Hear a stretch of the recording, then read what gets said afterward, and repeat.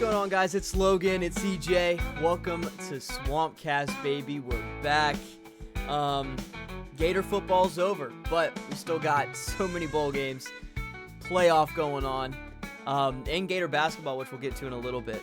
EJ, how you feeling, man? New year, first pod of the new year. It's feeling great. Wow, man, yeah. Man, we haven't been on this thing since last year. That's crazy. Been a long We're time. doing good. We're doing good out here on the West Coast. Great weather. We're in kind of our own bubble, so we don't get the Arctic blast like you Your guys. own fog bubble, yeah. Yeah, we're on fog bubble. The government puts us on fog bubble. So, but no, man, we're doing great. We're doing great out here. I love it, man. I love it. Obviously, a lot of bowl games just happened. We're going to dive into all of that. We're going to dive into, of course, the quarterfinals as well. Some big games that came out of that. Most notably, the Rose Bowl, which we'll get to. Obviously, very close to EJ over there on the West Coast.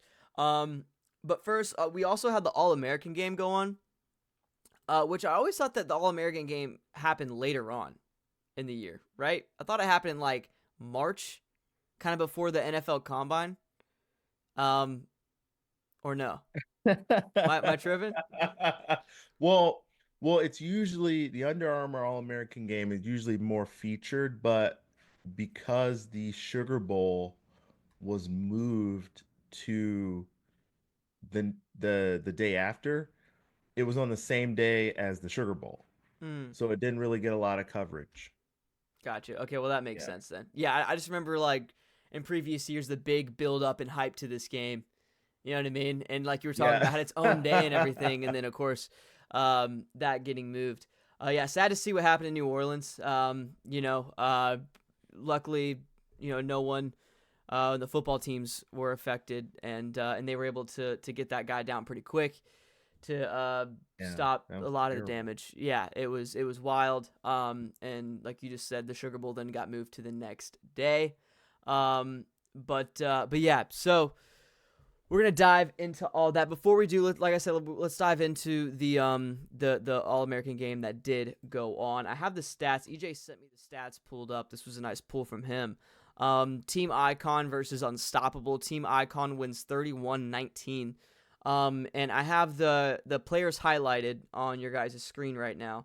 That the Gator commits and signees.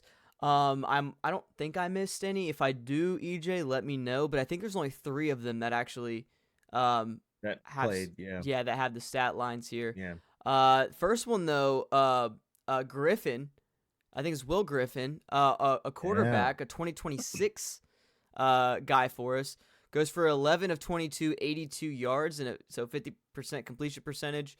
Was the majority was the main quarterback the majority of the game for Team Icon.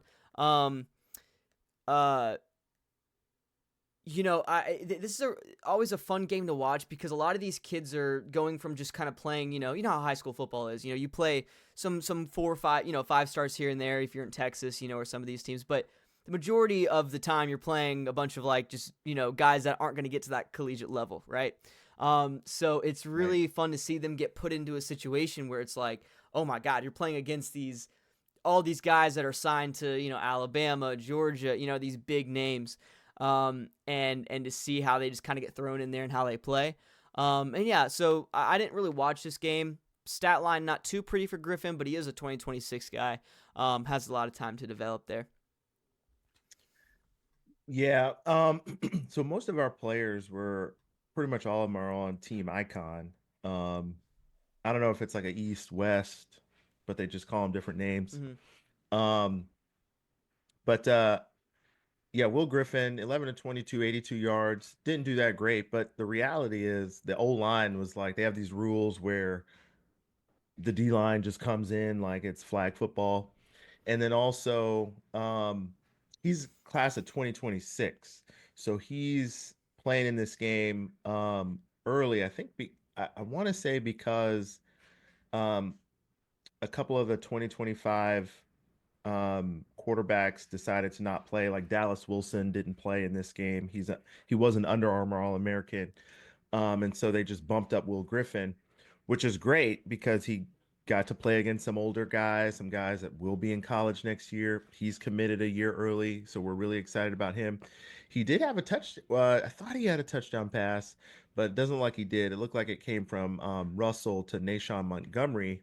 Had a good slant pattern touchdown in the red zone. Vernell Brown also had 3 catches for 58 yards. Vernell Brown the third. Want to get that right?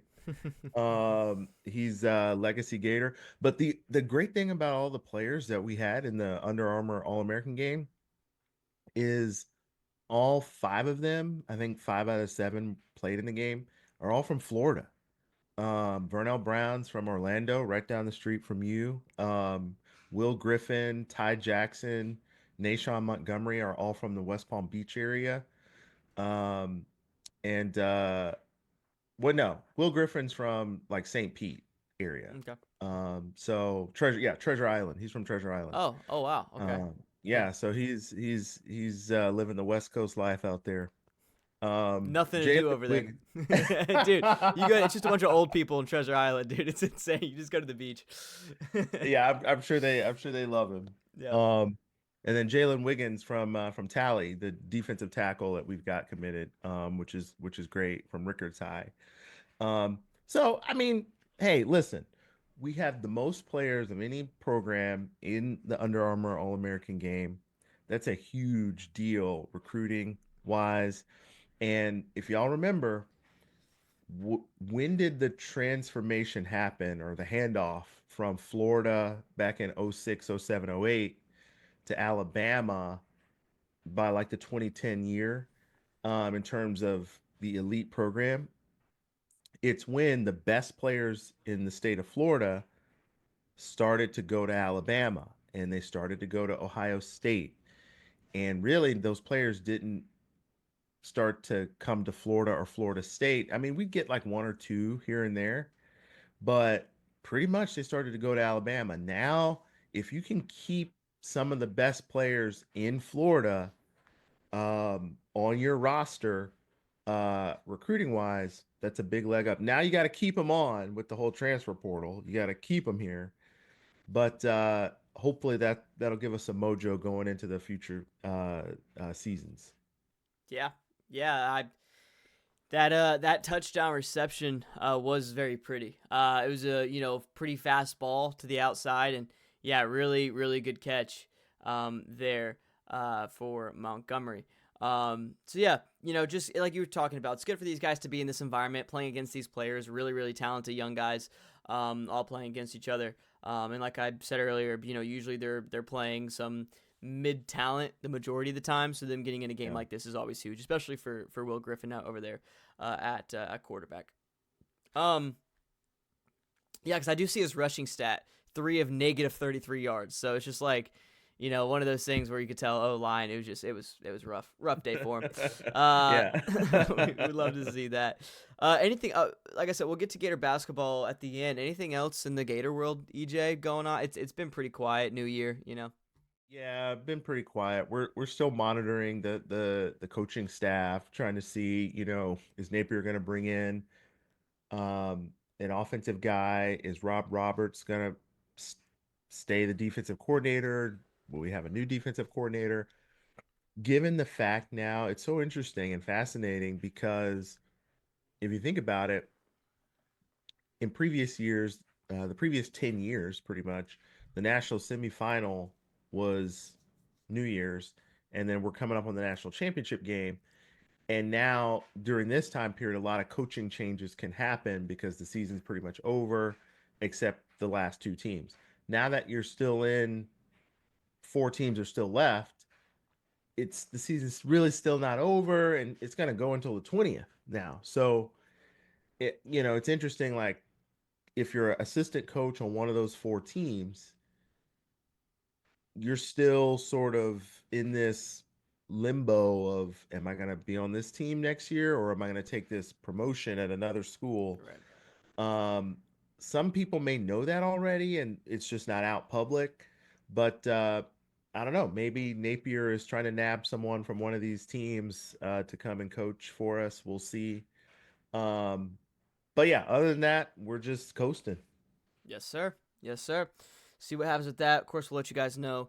Follow us on our Instagram. It'll be in the link in the description down below. We'll do those little Instagram reels for you guys and get those out whenever big news does happen. But like I said, it's been pretty quiet for the most part. Oh, and I do want to say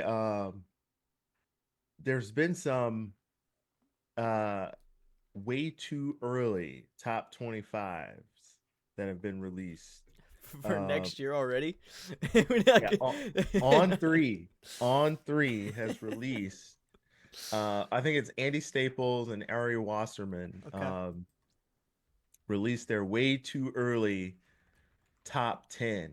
Uh, and the Gators, you're the lovable Florida Gators, coming at number 9 in their way What? too early top 10. Yeah, and Alabama's not even in the top 10. Now it did kind of get me a little bit. I was like, okay, let me think about this because they had Auburn at number 10. And I was like, Well, I mean, hey, look, Auburn is a team that can go crazy. I mean, think about it. It's weird. If you get rid of the turnovers from this past season, they win another 4 games, 3 or 4 games. Like you know what I mean? They had so many one possession games that they could have won, but they just struggled with turnovers so bad. And yeah, now that Hugh Freeze has a quarterback in Jackson Arnold, a guy Jackson that Arnold, yeah. is very talented, right? He has shown moments where he's, played really well, but also, consistency's been the biggest issue for him. Listen, sometimes that move into a brand new system, especially under an offensive mastermind like Hugh Freeze, could be what, he needs. Hugh Freeze having a good quarterback is going to be a big problem in the SEC. So I don't know about putting them Eh. at 10. Maybe top 20, I think is a good place for him, but yeah, that's crazy. Yeah, top 10's kind of like because usually, you gotta have proven that, beating a couple teams and then then now you're reloading and okay, now you can be top 10. Like I could see how they would put Florida up there because I think I think Ole Miss was in the top 10 and we beat Yeah. them. So, okay. But the top 10 from Andy Staples and Ari Wasserman and maybe Logan and me after spring will probably come. Well, I don't know. Way too early is like before spring, right? So maybe we should come out with ours before then. Yeah, Uh, I feel like right now we haven't even played semifinal, dude. Like it's insane. Like it's way more than way too early. I yeah, people think are like, yeah, let's just release it now. Yeah, I think what we could do is we'll figure it out because we don't really know what our schedule's going to be after this after, the next couple weeks. Just because there's going to be a big gap of not a lot going on, you know what I mean? When it comes to games. So, we might do like a episode every other week or something like that. And that will definitely, I would say, be featured in the next few weeks. I Okay. would be definitely down to do something like that. But you guys let us know what you want to see, man. Whatever you guys want to see, we'll do it. Either comment down below or DM us both personally or on the Instagram account, the link in the description below. And we'll incorporate those things. So any ideas you have, which EJ's told me a few ideas of what he has for in the off season. We could do Heisman projections way too early. We could do who he thinks gonna win each conference.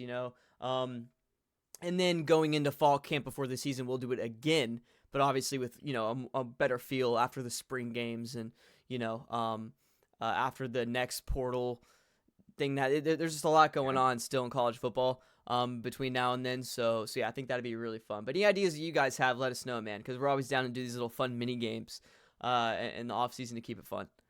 Um, but um, but yeah, so. What were we just talking about? We're saying something. I went off on a ramble there. Well, I'll just give everyone their top 10 real quick. So Oh they've got yeah. Texas number 1, so Texas is returning a lot of people. They're still in the playoffs. Archie Manning, they're trying to push out Quinn Ewers That's what I'm because saying. Quinn Archie Ewers. Manning. He's gonna be a fascinating story to look at this offseason. There's guys.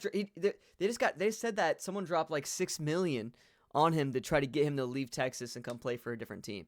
That's been confirmed, but no one knows what team it is. He's not worse. He's not even a top 10 quarterback in my opinion. There's 10 guys I would take over him. Well, I think Quinn Ewers, I still think like him and Jackson Dart.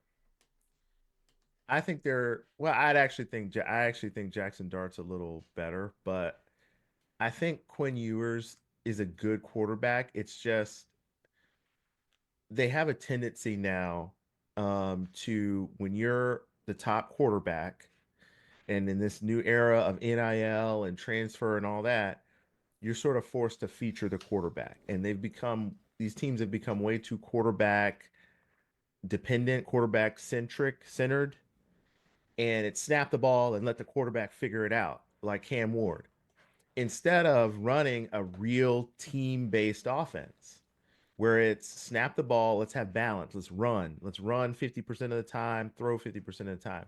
And I think that's the problem with Texas. It's just that Quinn Ewers, I think, could be much better if they actually were a balanced attack, kind of like Penn State. Like, look at Drew Aller, effective quarterback because they are a balanced team, and everything doesn't depend on him. Same with Riley Leonard. Now, Riley Leonard does run a lot, but he's got a really good running back, and they're smart offense.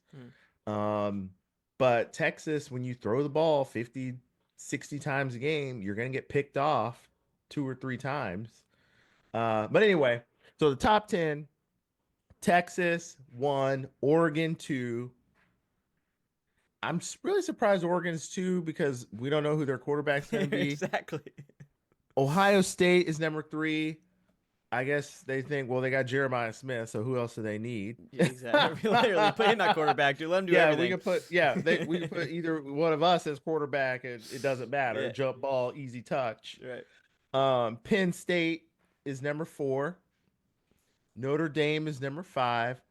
They got the Georgia Bulldogs as number 6. South Carolina at number 7. Clemson at 8. Florida Gators at 9. Auburn Tigers at 10. It's an interesting top 10. There's no Alabama in there, which is probably got the Alabama fans infuriated. And I don't see Michigan in there. And Michigan is a team that, let me tell y'all something. I know we're probably going to talk about the bowl games, but that Michigan defense, hey, you don't need that offense if no one can score on you. Okay? So to me, they should be in the top 10 too. I put them in there over Auburn. But anyway, that's the top 10 from Andy Staples at On 3 and Ari Wasserman. That's interesting. Yeah, no, I think Michigan's a really fascinating team. Because like you said, they have a really good defense, but I don't know. I'm very curious because I know they have is it Davis Warren? I don't know his first the quarterback. name. Yeah, well, he tore his ACL. So now it's Orgy. Yeah, it's not. Okay. That sucks. I'm like, is he going to be able to come back next year? Because it's usually like a whole calendar year before you're able to even. Warren's just he's a definition of a game manager. You know what I'm saying? You have to you got to have a Jeremiah Smith on that wide receiver core, or he's not going to perform well. You know what I mean? So you have to have guys around him, and Michigan just doesn't have that right now. So they have that true freshman coming in. That they're all Bryce Underwood? That they're all very excited. Yeah, he's very talented young guy. I think that's going to be. I think he's going to come in there and start right away. So I don't know if next year will be Michigan's year, but the year after that, man, if they can put a good group around a talented guy like Underwood, get him a good offensive line so you can go up against Ohio State in the trenches. And if you can keep the consistency of that defense, Michigan's a place that you can win, and that's proven, right? It was proven last year, and history itself will prove that. So yeah, I think it's going to be very fascinating. I totally agree. A team to look at, man. There's a lot of really fun teams in the next few years that I think are going to be really showing up. Whether it is maybe in Auburn, right? Michigan. I really like Minnesota in the Big Ten. I think Minnesota can make a crazy run, in my opinion.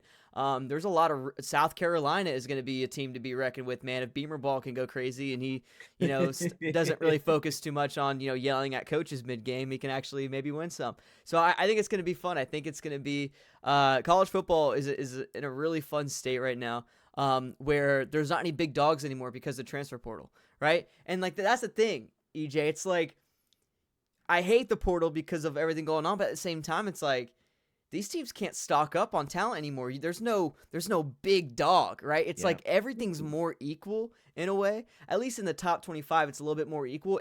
I feel like any team in the top 25 can beat any team in the top 25.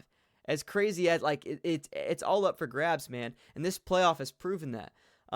So yeah, it's fun. It's fun. And I think college football, even though we're in a rough state, which you can go watch our segment on that from last week when we dive deep into what we think. We talk about 3 to 4 different things that we think can be big changes made to college football to make it better. Before there's no turning back. So if you want to go look at that, we dive deep into it all. But I think on the bright side, it is very exciting as well. Just because of the unknown, of what this state of college football is going to be in the next few years. So no telling what's going to happen. But yeah, that top 10, I don't hate it. It's not like I'm not sitting there going, oh, wow, but like it's probably the first time Bama hasn't been in a preseason top 25 or top 10 and I don't know how long. Well, maybe like half of my lifetime and maybe Yeah. your entire lifetime. Literally, bro. Like, Yeah. so I'm just kind of like not seeing Alabama. I had an intern who went to Ohio State. Great guy he's in DC now. And I was like, when I knew I was old is when, and he went to Ohio State, so he's a big Buckeye fan. And when he told me, I was like, yeah, who do you think's going to be good? Alabama wasn't good. Gators used to beat them all the time. And he just looked at me like I was like, had two heads. And then I was like, why are you looking at me like that? And he was like, well, ever since I've been alive, Alabama's been good. And I was like, oh shit, I'm old as hell. Yeah, that era between Bear Bryant and Nick Saban, there's some rough years in there, man. That's funny, dude. I love it. Yeah, yeah. So that's my Alabama's been good for a long time story. So it's interesting to see them kind of drop off a little bit. Yeah. Uh, It's crazy for me because it's my whole life, man. Like yeah. I started watching college football. I was born 2004, so I started watching college football regularly in like 2012, 2013.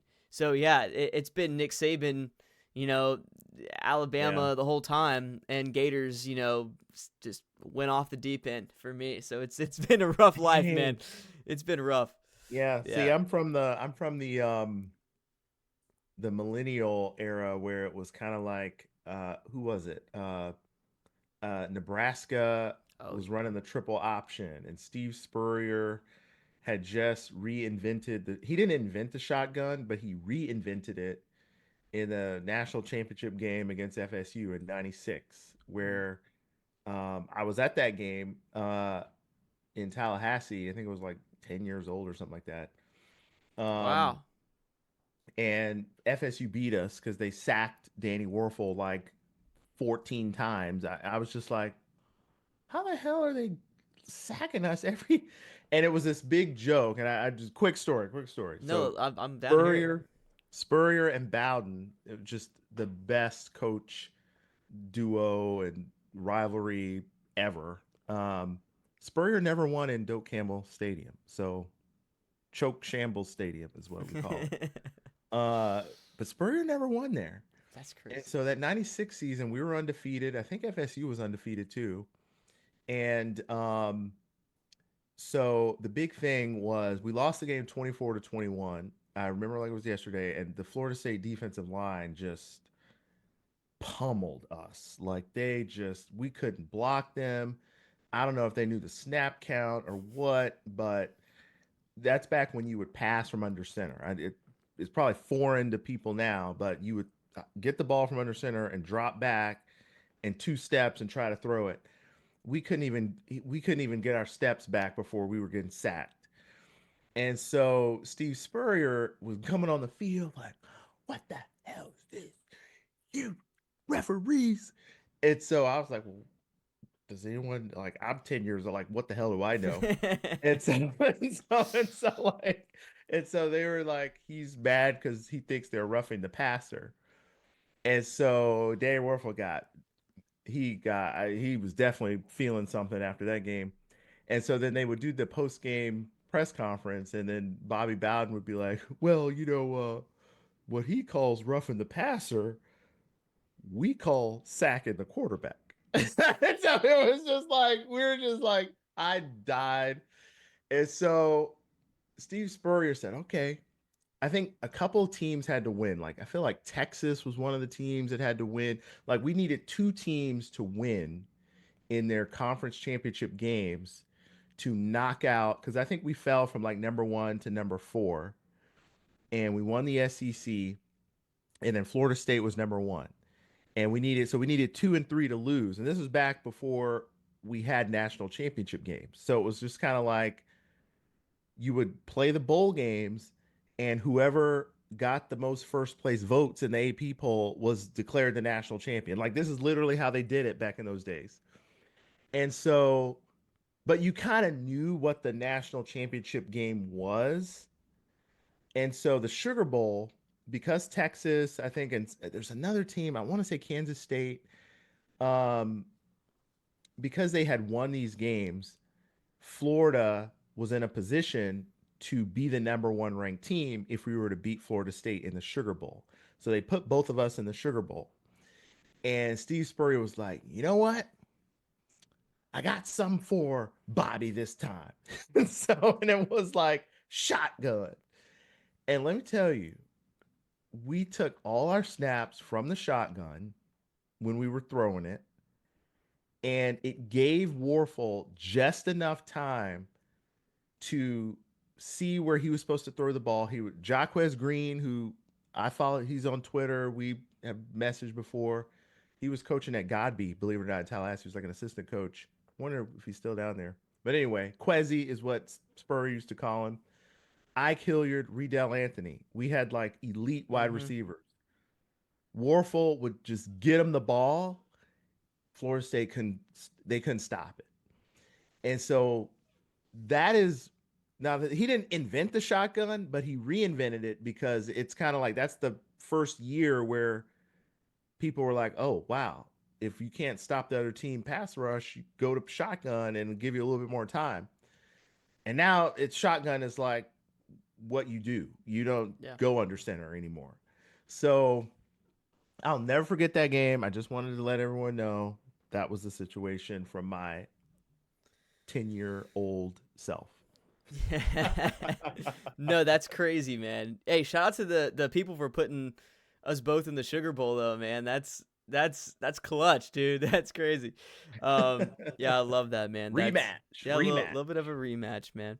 Um, yeah, yeah, that's crazy. Yeah, you're right. There was no national championship back in the day, but yeah, like it's crazy to see these different periods of time where these different teams were dominant, and even like the Orange Bowl that we have coming up with Notre Dame and Penn State. Those are two of the most like oldest notorious programs of all time from way Yeah, back in the day, yeah, and they're finally back on top again. And just seeing those two helmets clash, in a semifinal game is going to be incredible.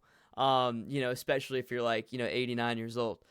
So yeah. it's great to it's gonna be really fun to see, man. It's gonna be a good time. But before we dive into all that, let's dive into the playoff or the bowl games that went on Yep. while we were um waiting for the uh quarterfinals to happen. So let's go ahead and start right here. So starts out with the TransPerfect Music City Bowl, Iowa versus Missouri. This was a back and forth game. Missouri pulls away with Brady Cook, and they win 27-24. Yeah, I at work I have a work friend that works with me in our burn program who's Iowa Hawkeyes fan, and I ran into him Friday and I was like, "Man, I was rooting for Iowa even though I picked Mizzou. Even though I picked Mizzou, rooting for Iowa." Um Close game. Missouri uh, I think it Luther Burden didn't play in this game, the all-star wide receiver for Missouri, and I got a little nervous. I was like, is Missouri going to be able to score enough? Because with Iowa, it's all about they're going to stop you with their defense and somehow end up with more points. Um, but Brady Cook just made just enough plays. Even though he was 18 of 32, he threw for 287 yards without his top receiver. So he played a really good game, and Mizzou was able to come out on top. Great game, great win. Yeah, great comeback. Yeah, Brady Cook, man, a guy that's very underrated. I don't know if I mean, I'm assuming he's coming back next year. I don't know if he's a senior or what. But if he's going to be coming back next year, man, he's a guy to watch for Missouri. It's just when you take away Burden, it's just a very mid team around him. Yeah, yeah, sure. Especially with He's talent. he's a senior, so I'm wondering Mm, if he's got an extra year of eligibility. They're trying to give everyone 5 years of eligibility now. that's insane.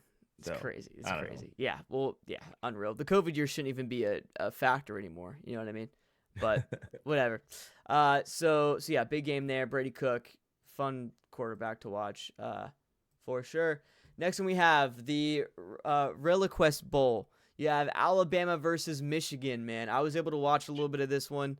Crazy game. Michigan wins 19-13. Bama just we were talking. I mean, the turnovers back to back. You have it pouring down rain in the beginning and then sunshine in the end, dude. I was like, that's straight up Florida right there if I've ever seen it. And 100%. Bama, the better team. They looked like the better team in this game. It's just the mistakes, man. Milrow played like absolute garbage and then just declares for the draft like someone's gonna draft him. Crazy. Yeah, man. Like this was tough to watch if you're an Alabama fan. Michigan comes in without their starting quarterback, um, and like their primary defensive players, four of their top tacklers on the defense, uh, opted out. So the spread kind of grew Alabama, Alabama, Alabama. And then the commentators were like, what's Alabama gonna do if the rain keeps going? I was like, okay, they need somebody from Florida to tell them, dude, that's not how it works. It's gonna look like a freaking hurricane for 6 minutes, and then the sun's gonna come out, and then that it's gonna dry up. Okay, so they'll have to mount their comeback when that happens. Yep. But the thing is, I think there were three consecutive turnovers inside their own 30-yard line on three consecutive offensive plays Yep. by Milrow. They had the fumble, they had a interception, and then Michigan got pressure and hit the ball out of his hands on another like back to back to back. Now the Alabama defense held Michigan to I believe 13 points scored on those three plays, which is exceptional. That's the best you can ask for Mm-hmm. because if that was if that was Florida that they're playing, well, I don't know because we can't seem to score in the red zone either. But if it was a team with a starting quarterback, uh, that's 21 points, and the game's pretty much over at that point. And Alabama came back to score 10 points in the second quarter to make it 16-10 at halftime. And I'm like, okay, Alabama could probably score another touchdown, make it 17-16, and then I don't know if Michigan will be able to score again, or Alabama's definitely going to need to score twice or something like that. I think they could probably win. If they score twice in the second half, Michigan only scores once, Alabama's going to win. And then it was Kalen DeBoer. What what were you doing? Aren't you an offensive guy? And then I started to think, if you remember Kalen DeBoer from last year, he had Andrew Penix, or was that his name? Penix? uh, From Michael Penix. Washington. Michael Penix. And so DeBoer, his game plan is snap it to the quarterback and let the quarterback make a decision. Kind of like what everyone's doing nowadays, which is pathetic. And I'm thinking to myself, what kind of game plan? Milrow is not that type of quarterback. Milrow's a good quarterback if you say, okay, we're going to throw the ball 15 times and he's going to complete 11 out of 15, and the other 50 times we have the ball, we're running that thing. And Alabama just had a terrible offensive game plan. But you got to give credit to Michigan. Like this defense, like I was saying, they didn't have all their guys. They held Alabama to 260 yards. They held them to 13 points. Um, just a great defensive performance by Michigan. 2 games in a row. They held Ohio State and Alabama to 23 combined points. Like the Ohio State team that we just saw that is unstoppable, they scored 10 points on Michigan, which is like how Which does was that because of the defense, because they got 3 turnovers, remember? Inside yeah, when Ohio State was inside the red zone, man. Literally created turnovers again. They're insane. they're like but I went to the Rose Bowl and there's another crazy stat about this game. January 1st, 2024, Michigan beats Alabama because of their defense. December 31st, 2024, Michigan beats Alabama because of their defense. I mean, it's just crazy. So, uh, yeah, Michigan defensively really, really good. If they can keep those guys that were in this game and coach them up even more and have a little bit more on offense, they're gonna be a tough team to beat next year. Oh yeah. Yeah, and the stat that I've always pointed to with Alabama and I talked about all the time was if Jalen Monroe gets above 50 yards rushing, he wins every game. He didn't get above 50 yards rushing. He had a big run in this game that I saw that he broke out, but after that, like you were talking about, could not run the ball. The pressure from the defensive line got to him a few times. He just didn't look comfortable this game at all. It was weird, man. I missed a lot Yeah, of throws. A lot of his throws were bad, horribly bad, timed. I mean, like he just was not reading the field. There's a bunch of, do you know how many like open crossing routes there were in this game? There was a lot of those open, just deep crossers in the center of the field, and he would just see them way too late. So it was just, yeah, he just was not reading the safeties at all. He was reading low to high, not high to low. That got to him in that game. So yeah, really interesting game to watch. Next one, I actually watched this one. Tony the Tiger Sun Bowl, Louisville versus Washington. Louisville wins 35-34. The only reason that Washington lost was because they went for 2 at the end after they scored the touchdown to go for the win in regulation, which I was like, let's go, baby. I love that by Jed Fish. I was like, this is cool, which I really respect. It's a bowl game. Have fun. If it was like of course, if this was a regular season game, you're probably going to take it to overtime, depending on the circumstances. We kind of talked about that last week with that other game that happened. But hey, man, I love the aggressiveness. They also had a lot of momentum when it came to moving the football. That young freshman quarterback that they have here, another team to look for next year, the Washington Huskies, man. This freshman quarterback, let me see if I can find his name. I was watching him, man. EJ, this yeah. guy's Oh yeah, Williams, unbelievable. Yes. Desmond Williams. Yep. Yeah, Desmond Williams Jr., I think. Yeah, something like that. Unbelievable, man. This guy is fast. He has a weirdly good pocket presence. Like he moves around in the pocket very well. Throws a beautiful ball, and yeah, it has everything, all the skill sets that you want. I don't even know where he came from, honestly. But yeah, this is a guy that you're gonna want to look for next year. Man, played a really good game. They just couldn't. It was crazy, by the way. They had so many chances. I think they had 2, maybe even 3 different shots at the 2-point conversion. I think it was 2, because of penalties. By Louisville. So they had to redo it, and yeah, they just couldn't get it done, man. But a really fun game to watch. Washington, man, they're like my 3rd favorite team in college football. I love watching them. that's awesome. Yeah, this was an evenly matched game. I mean, Louisville dominated on the ground. Washington dominated through the air in this game, so it was a contrasting styles to watch. Um, and did anyone get any frosted flakes in this game? Since it was Oh, I'm sure, dude. I'm sure they just throw them in the stands with a little launcher. right. Yeah. Exactly. Instead of confetti, it's Frosted Flakes, dude. You gotta do that, bro. Love it. Yes, sir. So a fun game there. Next one, the Cheez-It Citrus Bowl played here in Orlando, Florida. The South Carolina Gamecocks versus the Illinois Fighting. I don't even know how to say that. Illini. Illini. There you go. Illinois wins 21-17.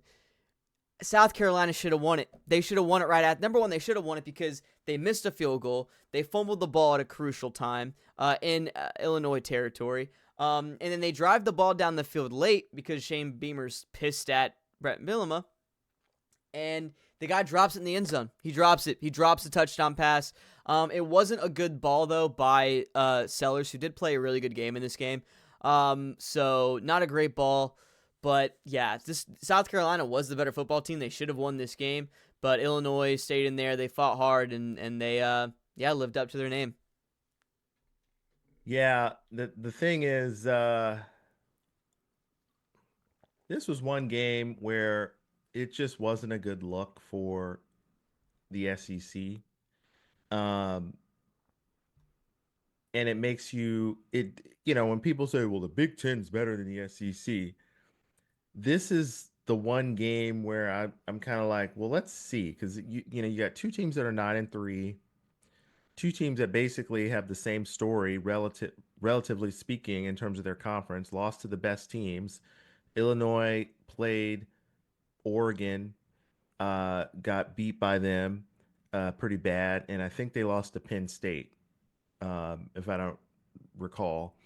And South Carolina had a very similar season. They lost to Alabama, they lost to Ole Miss, um, but they had won all these games in a row. And I'm like, okay, South Carolina.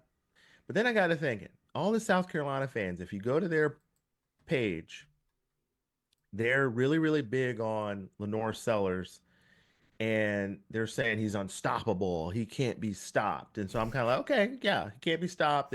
Illinois should be easy to win. Reality check, people. Reality check. And South Carolina is a team that when they get a little bit of momentum, it's like a beamer ball avalanche. They couldn't, they never had that moment in this game where you just felt like, uh-oh, beamer ball avalanche. Because you felt that in the game against Oklahoma, and I remember watching the Texas A&M game. It was like, it's over. South Carolina's pummeling them. They never got going, and I think maybe it could have been potentially just the break, just not I, playing for a month. I think what it was, EJ, is they had moments in this game where they had the momentum, but like I said, they just had these turnovers. And then even though they won the turnover battle, they had that. It was just the timing of the fumble. It's like they got everything going, and then they drove down the field late again. This was all simultaneous, and then they missed the field goal earlier. It's like they had Yeah. chances to get that momentum going, and when they would get it, something happened that just deterred it. And so, yeah, man, I think it was just the circumstances. But I totally agree. When they get the momentum going, they're a team that you literally just can't stop. I don't know. I don't know how to explain it. It's weird. Yeah, yeah, for sure. So, yeah, really sucks to see the SEC, especially a team like South. I hate South Carolina. I hate them. Can't stand them. Serenity loves Clemson. Uh, uh, but but what I love about South Carolina fans is they love the SEC. They love SEC schools. They love, like, they're the first ones. Dude, if you want to spot a South Carolina fan at a random crowd at like a Aerosmith concert, just scream SEC, and if you hear someone chanting back, 9 times out of 10, they're a South Carolina fan. They love it, man. But yeah, so it sucks to see that for him. They should have won that game, like I said. They had it wasn't wide open, but he had about half of a yard between him and the defender on that last play. Just a poorly placed ball by Sellers, and the worst time, man, to not make it happen. And just so we do need to comment on the storyline of the game, which was Illinois. Was it, so throughout the game they would do really, really, really late substitutions for the defense to kind of like throw off South Carolina, buy some time. So basically, if you substitute on offense, you've got to give the defense some time to substitute. And it was interesting because there's no rule as to how quickly the defense needs to get their substitutes in the game, right? It's just you have to allow them an opportunity to substitute before the play is snapped. And so Illinois had this strategy going, and guys, this is just coaching. Like, people can hate it, but at the end of the day, if you really sit down and think about these scenarios and write down a strategy and decide to implement it, and we'll talk about that Notre Dame Penn State, um, or Notre Dame Georgia, um, you can do this stuff. So Brett Bielema was like, okay, South Carolina, y'all want to run this little high flying offense? We're gonna slow your ass down. We're gonna when you substitute, we're gonna run guys on the field, and the referees have to stop the game, pause the game for our guys to get on there. And so then the substitution symbol is like this, like stop play, substitution. And so Illinois had a guy that was injured, right? He was injured. He was like, oh, fall down, fall down. And so Brett Bielema goes out there. Brett Bielema's a character. He coached at the SEC. So he goes out there. He's like, "Are you okay, son?" Mm-hmm. And then he starts taunting or Shane Beamer, because Shane Beamer was pissed the whole game that Illinois was allowed to substitute late in the play, and or late in the play clock. And Bielema picked up on that, and he taunted him with, "Stop the game, buddy. It's time for us to substitute." and The so and dude, so Shane Beamer lost it. And so I was like, and Shane Beamer, like, he's a character. He's emotional. Like, he's a cheerleader. He's like, that's who he is. And so he just lost it on Brett Beeler. Brett Beeler was over there like, got him. yeah, literally just smiling. And the funniest part is he did it. He did the substitution symbol over right by their sidelines. That's where the player went down. And then he goes back to his sideline and does it again, bro. It's like, oh my, he didn't care at all, bro. He was having a great time, and it almost bit him. It almost bit him because of South Carolina. They had a chance to win it after that, and they didn't. So Yeah, yeah, yeah. dude, Shane Beamer wanted that so bad. Oh, Yeah, he dude, wanted that game bad because of that, but that's what man. I'm saying. Which, like we were talking about, EJ, these aren't meaningless bowl games. People call these games they're not meaningless. Like, there's so much emotion. This was in my opinion, the best bowl season I can remember when it comes to just the like evenness, I guess, across the board. We had like 5 overtime bowl games. A couple of went to like 4 or 5 overtimes. You went to one. So it's just, yeah, man, it's been a really fun bowl season. There's a lot of emotion and a lot of want to win these games. So we love to see that. Next one, we have the Kinder's Texas Bowl. Baylor versus LSU. Not a lot to talk about here at all, honestly. LSU just dominated. I mean, it was like 21-zip right away, and LSU just looked like a national title team against this Baylor team. Yeah, I was kind of surprised, and believe it or not, Logan, what really infuriates me and I want to punch myself in the face is I picked LSU, Mm-hmm. and then in my bowl mania, I switched to Baylor. And the reason, and I did that for a couple of games, and I was like, why the hell did I do that? So I would be actually winning if I didn't do that. But anyway, I switched to Baylor because I started to get all these messages that I have an LSU friend who's a fan of LSU, and who's like, "Man, I don't think Baylor. I think we're gonna lose because like half our team's not playing."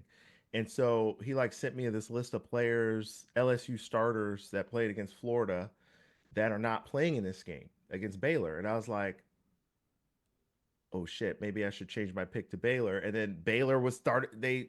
The line moved to Baylor. Like, Baylor was actually the favorite in this game by like a point and a half. And LSU it didn't matter. It didn't matter. Jack Pyburn got out there, made some tackles. So LSU still was able to win this game. It's kind of surprising because the Big 12 was pretty good, but it just goes to show, like, LSU from a roster standpoint, guys, they got 50 something blue chips on their roster. So, which is way more than what Baylor has. I don't even think Baylor has 10. So it just goes to show, when you got the talent, you're hoarding that talent. you can still win some of these games.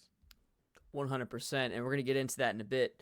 Next one we have Duke versus Ole Miss in the Taxley or Gator Bowl. Ole Miss wins 52-20. We both picked Ole Miss for this one, and yeah, I mean, they once again, just like the previous game with Baylor and LSU, just right away, Ole Miss was just dominating. Dude, they went for it on like fourth and like 6 or 4th and 5, in Duke territory on the first drive instead of just going for a field goal.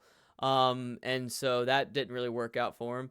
But yeah, after that though, they just it wasn't even close, man. Big win for Ole Miss. Yeah, this was a mismatch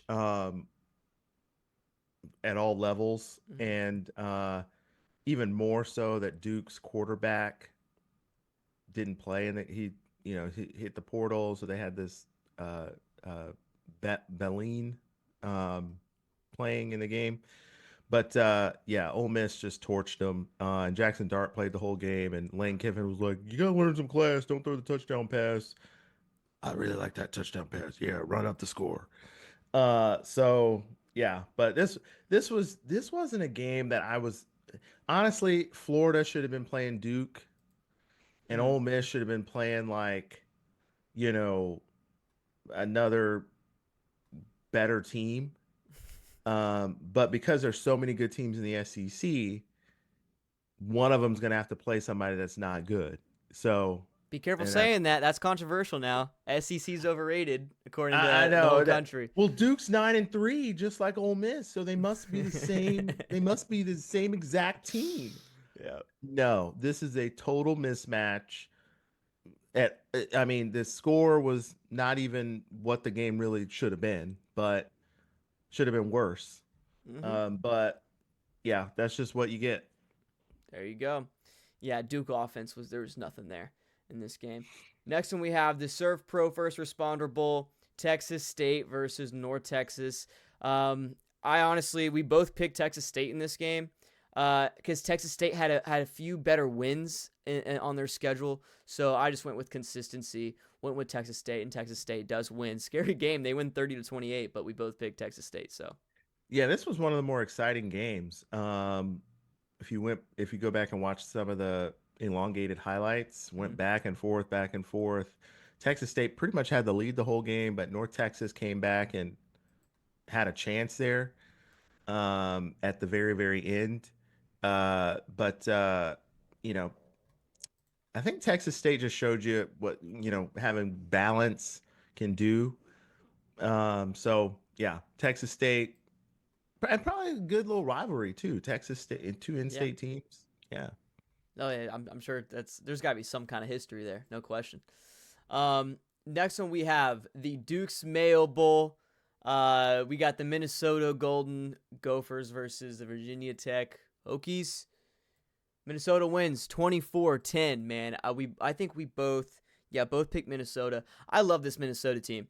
They're a good football team. They're a young football team. They got playmakers everywhere. If they can keep their talent at this program, they're going to be a scary football team next year, and they proved it, man. I mean, they were having fun in this game, were in control for the majority of this game, really the whole game. I mean, they scored 21 points in the second quarter. So just a really good game by them, man. Once again, proving that they're a good football team, and maybe should have even beat Penn State Oh man. because that game was a 1 point game, and Penn State came out and won it. It was insane. Yeah. This was another pretty confident pick for us. Minnesota winning this game against Virginia Tech. Um, like you said, Minnesota has had a couple of games this year. I don't think any of their games that they lost. I mean, they lost like 5 games this year. All of them were within a touchdown, pretty much. Like if you go back and look. Mm-hmm. Um, so, well, maybe one of them was a blowout. I don't know, but they pretty much played all close games. And I remember watching the USC game.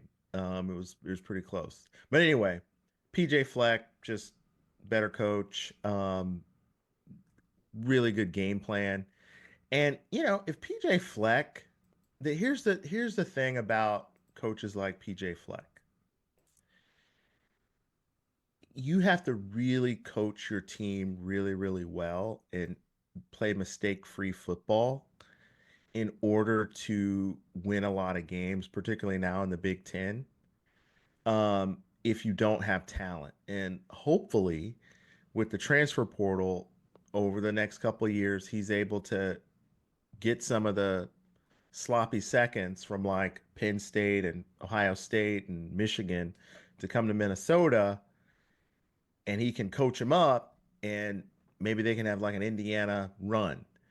Um, so we'll see if that happens. But yeah, Minnesota, great job. Someone's finally said, bring back where the college football coaches all wear ties. I was like, yes, sir. PJ Flex the man. Last one, we had the Bahamas Bowl. I watched this one in the gym. We have Buffalo versus Liberty. Liberty had their backup quarterback in there. This guy was fast, though, man. He had a couple really good runs. But it was 9-0. Buffalo could not score a touchdown to save their life. But that Buffalo front, man, that defense was dirty in this game. I love to see it. So yeah, big win for Buffalo. We both picked Buffalo to win this one. They won 26-7. Yeah, Buffalo was just a little bit better of a team all year, and Liberty with the backup quarterback just didn't do you any favors. I think Buffalo, yeah, I mean, 80 yards passing is what I'm seeing from Liberty. Just yeah. You're not going to be able to, unless you're running triple option Army offense, that ain't going to cut it. Yeah, where the quarterback has like 200 yards on the ground. All right, so there you go. Those are the last bowl games. The last bowl games, of course, we got the playoff games, but that was the bowl year. Yeah, like I said, fun bowl season, man. Fun bowl season. I am going to include the quarterfinal games, though, for our overall record. So we're going to dive into those. EJ, you ready? Let's hit it. Let's do it, man. We started off New Year's Eve with Penn State versus Boise State. We both picked Boise State to cover, and Boise State did not. Boise State loses 31-14. Boise State should have covered. This is a weird game, though, man, because Penn State had control over this entire game. Like if everyone's talking about this, the play calling is so interesting. It's 3rd and 1 at a key point in this game, and you're trying to do this weird play action, trying to sneak a tight end out. It was terrible. A terrible play call. Just run the ball. You got Penn State. The reason I think Penn State can win the national championship, and I've been saying that, after that, their Big Ten championship loss against Oregon, is they have the best running back group in the country. They have 2 NFL running backs in Katron Allen and Nick Singleton, dude. These guys are dirty. These are future NFL starting running backs. And why you don't run them on 3rd and 1? What are we doing, dude? So Penn State had multiple opportunities to put this game away, but they didn't. Boise State hung strong, which is crazy. But the funniest part was seeing the whole the whole first half. Penn State played cover 0 straight up, dude. They had 8 to 9 guys in the box. Like it looked like an NCAA where you're just like, you're playing a triple option team, you just do goal line. You know what I mean? Trying to stop them. That's exactly what it was, dude. I've never seen the box as loaded as Penn State did against this Boise State front. And yeah, Ashton Jeanty not able to do a single thing, and they did a pretty good job. There was he was still breaking tackles and getting 2-3 yards, even though he got hit 2 yards behind the line of scrimmage every time. And they tried to get him in open space, which worked well at sometimes, but he didn't really get going until later in the game when Penn State was worried more about the pass because Boise State had to make a comeback. And there was like a 3rd and 21 or something crazy. And they, obviously played more conservative. And Ashton Jeanty dude, he's so explosive. The safety took a wrong angle, and all of a sudden he gets a first down on like a 3rd and 20. So that right there shows if you don't play an 8-man box every single down, Ashton Jeanty is the best running back in the country. But they loaded up that box, dude. It was a crazy sight to see. Yeah, this was a fascinating. This shouldn't have been the game. I mean, this should have been like Oregon versus Boise State, but whatever. Um, we'll take it. Um, the interesting thing, Madsen, the quarterback for Boise, threw 3 interceptions the whole year going into this game. He throws 3 interceptions in this one game. And that really was, at the end of the day, the difference. I think he threw one on the last possession. Um, Boise trying to, score to maybe kick an onside kick. Um, that was really the difference in the game. And, when you look at GNT, they were really trying to get him. I think he needed like 26 more yards to break the record, the Barry Sanders rushing in a season record. Penn State would not let him get those yards. Um, but Boise actually outgained Penn State if it weren't for the interceptions, which again, um, it, the way that this game was set up was, can Boise State score on Penn State? That was the only question. Forget how you do it. Forget what you do to get in position. Can you score enough points? Boise drove the ball, possessed the ball between the 20s. They just could not score the ball. And Penn State, when you're a bigger, faster, stronger team, all you need is 1 or 2 big plays and bing, bang, boom. Now it seems like it's almost like when you're trying to climb up a hill and you get to the top, you're like, okay, I'm climbing that hill. And then somebody like kicks you and you fall down like that. You're like, crap. That's what this game felt like for Boise. Penn State just too big, too strong. And then, when you think about Genty, here's the reality. It's kind of like, would you have gotten those yards if this if you were playing in the Big Ten? You know, um, that's that's the ultimate question. Um, because you play teams like this every week, or at least you'll have 5 or 6 teams that are the caliber defensive front of Penn State, and it's punishing. Like, they're not going to relent. They're going to stop you. They're going to get under your offensive line is going to get knocked over. Um, but if you give Genty a decent offensive line, like in the Big Ten, or even hell, even Big 12 or SEC, this guy's probably he's not rushing for 2,600 yards, but he could probably get 1,500 to 2,000. So yeah, overall, Penn State just too big, too strong, and they just flexed their muscles. They got outgained in yards, but it didn't matter. Yeah, that's why I think Melvin Gordon's year from 2014 with Wisconsin. That's why I think that's the best rushing performance I've ever seen from a running back. Just because that dude was doing Ashton Genty's numbers in the Big Ten when defense was dominating, Yeah, the league. yeah, So that's why, yeah, I think Melvin Gordon still takes that, but yeah, dude. I mean, like you were talking about those interceptions. The last one, like you were talking about, just more of a desperation. But the two before that, horrible timing, man. The one before the last was terrible because you have a yeah, chance, man. You have a chance. You're down by, what was it, like they were down by 10 points, right? I yeah. think They were in the game. they were fully in the game, and I think, yeah, it was like 24-14. They're there, and then they screw it up by throwing those interceptions, man.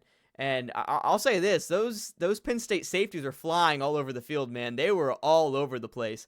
That second to last pick. The problem with Madsen is he didn't move the safety with his eyes. The safety looked like Reggie Mm, Nelson out there, dude. He just was creeping over, and it was just a beautifully timed interception on the seam route. But yeah, dude. And then the fumble early on by Genty as well. yeah, Which I don't think. that was bad. Yeah, I don't think that led to any points because didn't Penn State fumble it right back with Drew Aller? Maybe not. Maybe that was a different time. But yeah, by the way, one of the weirdest fumbles you'll ever see. he's out of bounds, pretty much going out of bounds when he fumbles. It pops up in the air, and the defender's there to catch it. It was insane. But he had 2 fumbles all season, and then had one in a terribly timed moment. So, like you were talking about, Penn State, big front. And it wasn't pretty. It was not a pretty win for them at all. As a guy who really is high on Penn State right now, I didn't like it. And I really hope that they learn to rely on this run game with Nick Singleton and Katron Allen going into this into these next couple games for them if they do make the national championship. So we'll see what happens there. But yeah, fun game. Next one we have, we got Texas and Arizona State in the Peach Bowl. Texas favored by 12.5. They win 39-31. We both picked Arizona State. Arizona State does cover. Yeah, this was a crazy game, dude. I don't even know really where to begin. This is, in my opinion, was the best playoff game. One of the best games this year. Texas looks like they're dominating early on. That first drive, Quinn Ewers, that obviously it's scripted, but they made it look easy, dude. Like 3 plays down the field, touchdown. They start getting ahead, and then Arizona State creeps back later on, kind of toward the end of the second quarter, into the second half. They start to dominate. Scattaboo has one of the best games from a running back I've ever seen when it comes to just straight heart, right? And just angry running, dude, bouncing off of guys. The dude was, like I said, it looked like college football, the video game, but he was like all red, the wear and tear system. This dude was all red from head to toe. He was literally coming out almost every other play because he could not breathe. You know what I mean? So he was having like an asthma attack or something on the sideline. He couldn't get air. He was injured. He was limping at multiple times throughout this game. The guy played his heart out, dude, and kept his team in it. But yeah, just hard-fought game. Texas not able to really run the ball well. Quinn Ewers had an okay game. Obviously, look at the stats, over 300 yards passing. It looks like he has a great game, but a lot of that just came from short passes that the wide receivers made big, and a lot of one-read plays. So, you could just tell the talent difference in the secondary for Arizona State matched up against these Texas receivers really showed here. But Arizona State, man, that front four got to Quinn Ewers a lot in this game. You know what I mean? He did not have a lot of time to throw in some of these points, so they did have to get the ball out a little bit quicker. Weren't able to take too many deep shots. So Arizona State really fought in this game. Should have won it. You could talk about that, EJ, with the targeting call. But also Texas missed like 3 field goals to put it away. So there's that as well. But EJ, go for it, man. Scattaboo. We said going into this game, Texas fans, they were very confident. None of them have ever heard of Scattaboo. We tried to tell you. You will remember the name. Cam Scattaboo. This guy's unreal. He's from California, so he's those big legs. He's hiking up the mountains every day, so that's why he can run all over people. But let me tell you something. Texas is one of those teams that for some reason and I think it's because of their style of offense that the coach puts out there. It's not conducive to putting the game away.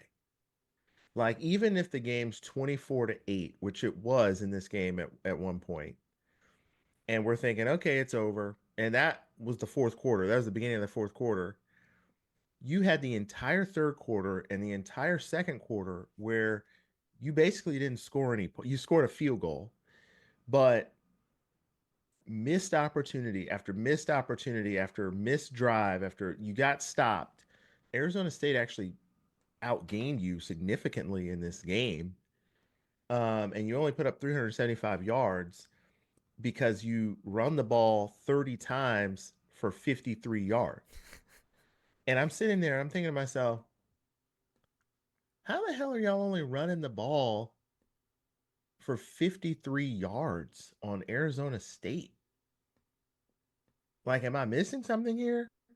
Texas, this is not a formula for a team that's going to win a national championship. Period. In Arizona State, yeah, they got the number 4 seed, but we all know they probably should have been the number 7. Like, if you're doing the rankings legit, they're the number 7 seed. Mm-hmm. So, so, so you don't have enough balance in your offensive attack to to really put teams away and wear out their defenses. And that's the whole strategy behind running the football, is that when you get in that fourth quarter, that defense is like, oh crap, we can't stop this run, man. Coach, I need a blow. And then you put the second and third teamer in there and you're running wild. Texas just keeps snapping the ball to Ewers and just say, Ewers, get out there and make it happen. And you got lucky on that 4th and 13. I thought the game was over. I was like, dang, Arizona State's going to win this game. 4th and 13. Are you kidding me? Touchdown. How this guy was wide open. Insane. Arizona State. I was like, how is this happening? Like, if I was at this game, if I was a fan of one of these teams, I'd be like, just shoot me now. Just cremate me and resurrect me after the game's over because I don't want to watch. This was absolutely wild. But Cam Skattebo dominated Texas, which you go back and you look at that Ashton Genty Penn State. The difference is Arizona State has a elevated talent profile to Boise all around Skattebo. So people are able to block a little bit better. But the Texas defense was doing a great job the first half. And that's the thing. When your defense is stopping the other team, offense, you need to put some separation on the scoreboard. And you're out there playing with your food like, oh, well, we can stop them the whole game. Nah, you got to score as many points as you can because late in that game, when Arizona State got cooking, and now all of a sudden Texas, you're the defense that's tired. You're the defense that's getting ran over. And the guy, there was a play where Skattebo had the ball. They gave it to him, and he put the dump truck in reverse and got in and ran it in. And now it's, uh-oh. So not a good look for Texas. Um, you were double-digit favorites in this game. Arizona State, man. What's the coach name for Arizona State? The young guy, he's like 35. Is it Kenny Dillingham or Dillingham. Dillingham? Yeah. Let me tell you something. He's up to something. Like that guy. Arizona State is a place that you can really build a program. You got recruiting all around you out there. I will say this, man. Sam Leavitt, young quarterback for Arizona State. I've never seen a quarterback whine as much as I seen him do in this game. I honestly, I cannot stand it, bro. I was sitting here, and like I was, freaking out because the game was so crazy. Like you said, that 4th down conversion. I think he threw it up to Gunnar Helm, the tight end, to convert it. It was insane. But yeah, it's bro. Like dude, every single play. Every single 3rd down they did not convert, bro. Sam Leavitt goes over to the ref and complains for like 10 seconds from. It's like, come on, dude. He's only a freshman. He's only a freshman. Yeah, That's yeah. wild. So he's very talented. He had a couple really big runs in this game. Obviously, I thought he got a touchdown, but I guess not. I guess he just got close to it. But yeah, played a really good game, man. Just the whining dude was a lot to watch, but yeah, really, really tough. And then, like you were talking about, dude, we got that targeting at the end. That it was a 4th and 5. Ooh. That targeting would have gave them an automatic 1st down and would have gave them the game, but they said it wasn't targeting. What do you think about that? Because this targeting rule, we got to figure this out, man. You got it. So Josh Pate made a really good point. There needs to be, or no, maybe it might have been you actually. You were like, someone said that there needs to be levels to the targeting, right? There needs to be, yes. If it's obvious that you're trying to target, ejection, right? If it's accidental, but you have to, and then you got to get very, very specific because right now it's so vague. We've seen targeting that's like, how in the hell is that even targeting, right? He hits him with his shoulder, his like arm. He does this, and then there's targeting like what we just saw. I mean, it literally the text of the rule of targeting describes what he did. Defenseless player, he jumps, he launches, and it's head to head to the head or neck area. So I don't understand how it wasn't targeting, but yeah, they got to get it figured out, man. That's the one rule that they got to figure out, man. We didn't actually talk about that last week when we dove into how to make college football better and the state that it's in, but I'm glad that this happened because it's opening people's eyes. Josh Pate had a really interesting take on it. He's like, the only way that I could see this being like, understanding where the referee's coming from because it was such an obvious missed call is he didn't want to throw the flag because the rule is so vague. You know what I mean? Like, what do you call? What don't you call? So that's his kind of point for it. I don't necessarily agree. I think this is a very obvious targeting call. You have to throw it out there. Just bring back helmet to helmet. You know what I mean? Like that, right? Have something, I don't know. I have a helmet to helmet call instead of targeting. I don't know. I can't stand it. We're in a weird time right now, but Arizona State did get ripped away a win in my opinion.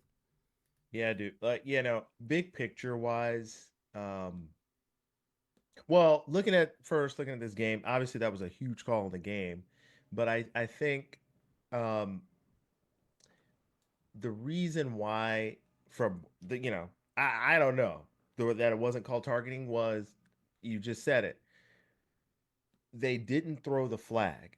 So usually what you see is referees when there's kind of like that might have been target because these things happen so fast that you just see a guy hit a guy and you're like, okay, was that targeting? So the official usually throws the flag and says targeting and rules it targeting. Then the onus is on the review to say it was not targeting. When you don't throw the flag, which they didn't throw the flag, now it's, is it targeting? That's the question in the review. Is this targeting? Because it was ruled not targeting. And so that's the confusion of how you go about the targeting rule. Mm, It's, if the official doesn't throw the flag, the question is, what's the targeting rule and does this meet the targeting rule?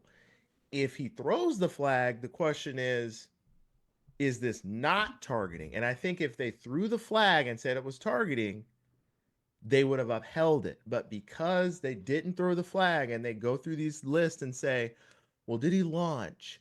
Did he hit to the head or neck area? Is the guy defenseless? Because when I went back and looked at it, to be honest with you, I could definitely see them saying the play stands, it's not targeting, because now that you're asking yourself, is this targeting? The Texas defender did, he didn't, it's not like he lowered his waist and got his head into the head of the, he stood straight up and hit in the head or neck area, but he's face mask to face mask. And then it's kind of like I've always been taught, like when you're in this new age of college football, look at what you hit. Like if you're looking at mm-hmm. what you hit, face mask to face mask, they're not going to call targeting. But it's when you don't look at and you lower that head and launch into, now all of a sudden they're calling targeting. So I could see, I was like, and then it's like if they call that targeting and it's kind of 50-50, are the referees now determining the outcome of the game? So I think that played a rule that played into it. But like you said, dude, I think the fix to this is in college football, you got it, like roughing the kicker.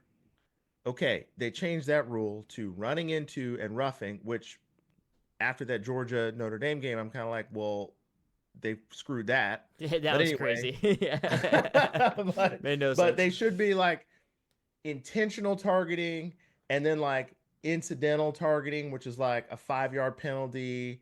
Maybe not, maybe it's not an automatic first down. or something like that, or or maybe it's still 15 yards, but the player gets to stay in the game. Because it's like I've seen plays like you said that's called targeting that was less egregious than this Texas hit. Like literally you push the guy, and like I remember LSU Mississippi State from like a few years ago. The LSU player like pushed the Mississippi State guy and they called it targeting. And I was like, are you kidding me? They're And like, now get him he's out of out. here. Yeah, and now he's out. Like the next game was Alabama. And so like Yeah. your leading Oh, tackler is now not able to play the first half for Alabama, I remember that. which Yeah. is so dumb. Yep. And so I can see why they didn't call it, but to your point, I think it had to do with the fact that they did not throw the flag, and then they had to ask themselves, is it targeting as opposed to is it not targeting? And I think that was the difference. I, you're 100% right when it comes to the argument of they don't want to change the game with that. So that makes sense, man. That makes sense. Go with what's on the yeah. It just sucks for Arizona State, a team that just yeah, it's rough, man. But like I said too, Texas missed out on some opportunities. Arizona State missed out on some opportunities as well. So you can't just zone in on that. So I do agree with that statement 100%. So yeah, there you go. We both picked Arizona State for that one. Next one we have Ohio State and Oregon in the Rose Bowl. Ohio State favored by 2.5. And Ohio State wins 41-21 in an absolute blowout. The score is 34-8 at halftime. Oregon scores there late. EJ, how do you feel about this game, man? Oh, well, oh, you look a little frozen. Yeah, I'm trying to get that going right now. Oh, okay, okay. Yeah. Um, so I had a feeling going into this game that Ohio State was going to win this game. I was very surprised at how they did it. Um, and it just became sort of this avalanche situation by Oregon. Um, or yeah, avalanche situation in terms of it got to 34 to nothing at one point. Um, when you think about Ohio State's offense, I remember the 2019 LSU team, which was Joe Burrow, and they had a great offense, and their defense was criticized because the other teams scored a lot of points on them. But then you go back and look. The reason why that happened was because the LSU offense scored so many points so fast that the other team's offense, their playbook their game plan is thrown out the window, and now it's we got to run a 2-minute drill to stay in this game. And the LSU defense was not set up for that. The LSU defensive line did not create a lot of pressure. They did not get sacks.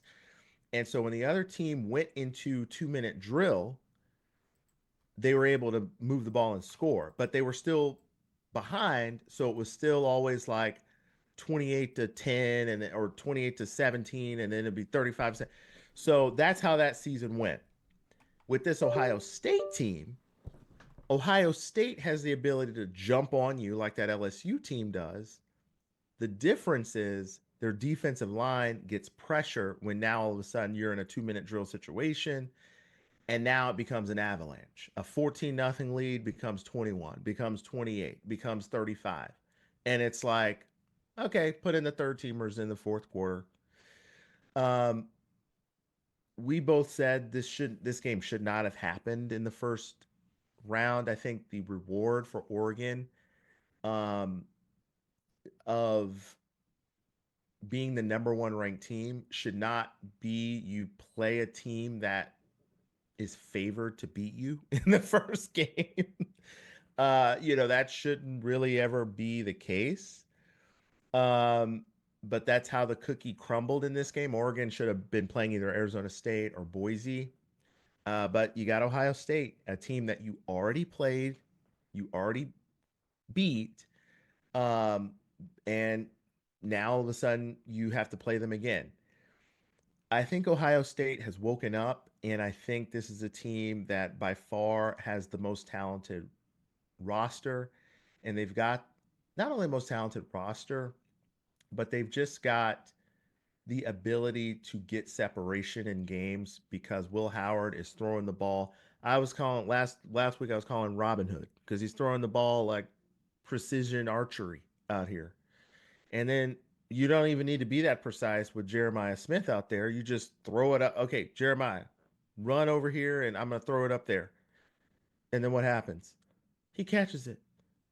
You got three Oregon Ducks. They look like literally they look like ducks trying to stop him. And it doesn't matter. Doesn't matter. He just stone colds Randy Moss's all these ducks, and I've never seen anything like it. And is he a freshman? I'm like he looks like a Julio Jones out there, Julio Jones with speed. So now you got him. You still have Ibuka who's running wide open half the time, and he's like, "Please throw me the ball. I know you like Jeremiah." Then you have a powerful offensive line. You hand it off to Henderson, and he blows people up in the, running up the middle. You can't stop him, which is what makes it fascinating how Michigan held this team to 10 points. It's like, can someone call Sharon Moore? Are you going to call him and say, hey, Sharon Moore, what was your game plan? How'd you stop him? I can almost guarantee you, neither the Oregon coach or the Tennessee coach called Sharon Moore and said, hey, what's the game plan? They probably didn't do it because I could tell. I could tell they didn't do it because as soon as that ball was snapped to Will Howard, game over. Oregon defense, not great, athletic enough to stop you, but the Oregon defense is only good because their offense scores. That's what people need to understand. If the Oregon offense isn't scoring, the defense isn't stopping anyone. So the defense looks good because the other team's out of their game plan and has to panic on offense. This is a completely different game.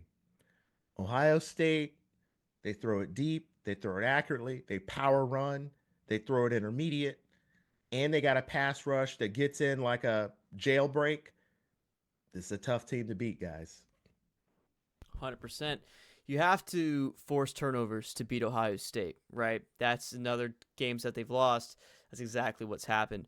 And yeah, man, it was weird to see. It's like Ohio State just came in and just took all the momentum. It was really weird to see. And here's the thing. Dylan Gabriel is my favorite pick, maybe not anymore, but was my favorite for as an NFL prospect just because of his release, how he reads the field. He's always on time in his delivery. Dude, if you watch the Skycam version of this game, there was no one open.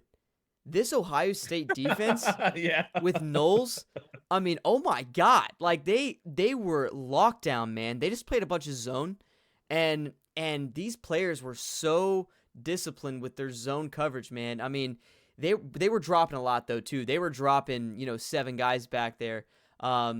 Every down pretty much. Didn't really care about their run game, which Oregon couldn't do, even though they lost James. I think his name's James, the starting running back, pretty early on. Went to the locker room, didn't come back out in the second half, so they didn't have a run game to rely on, which is always nice to have, of course, when you're trying to throw the ball all over the place.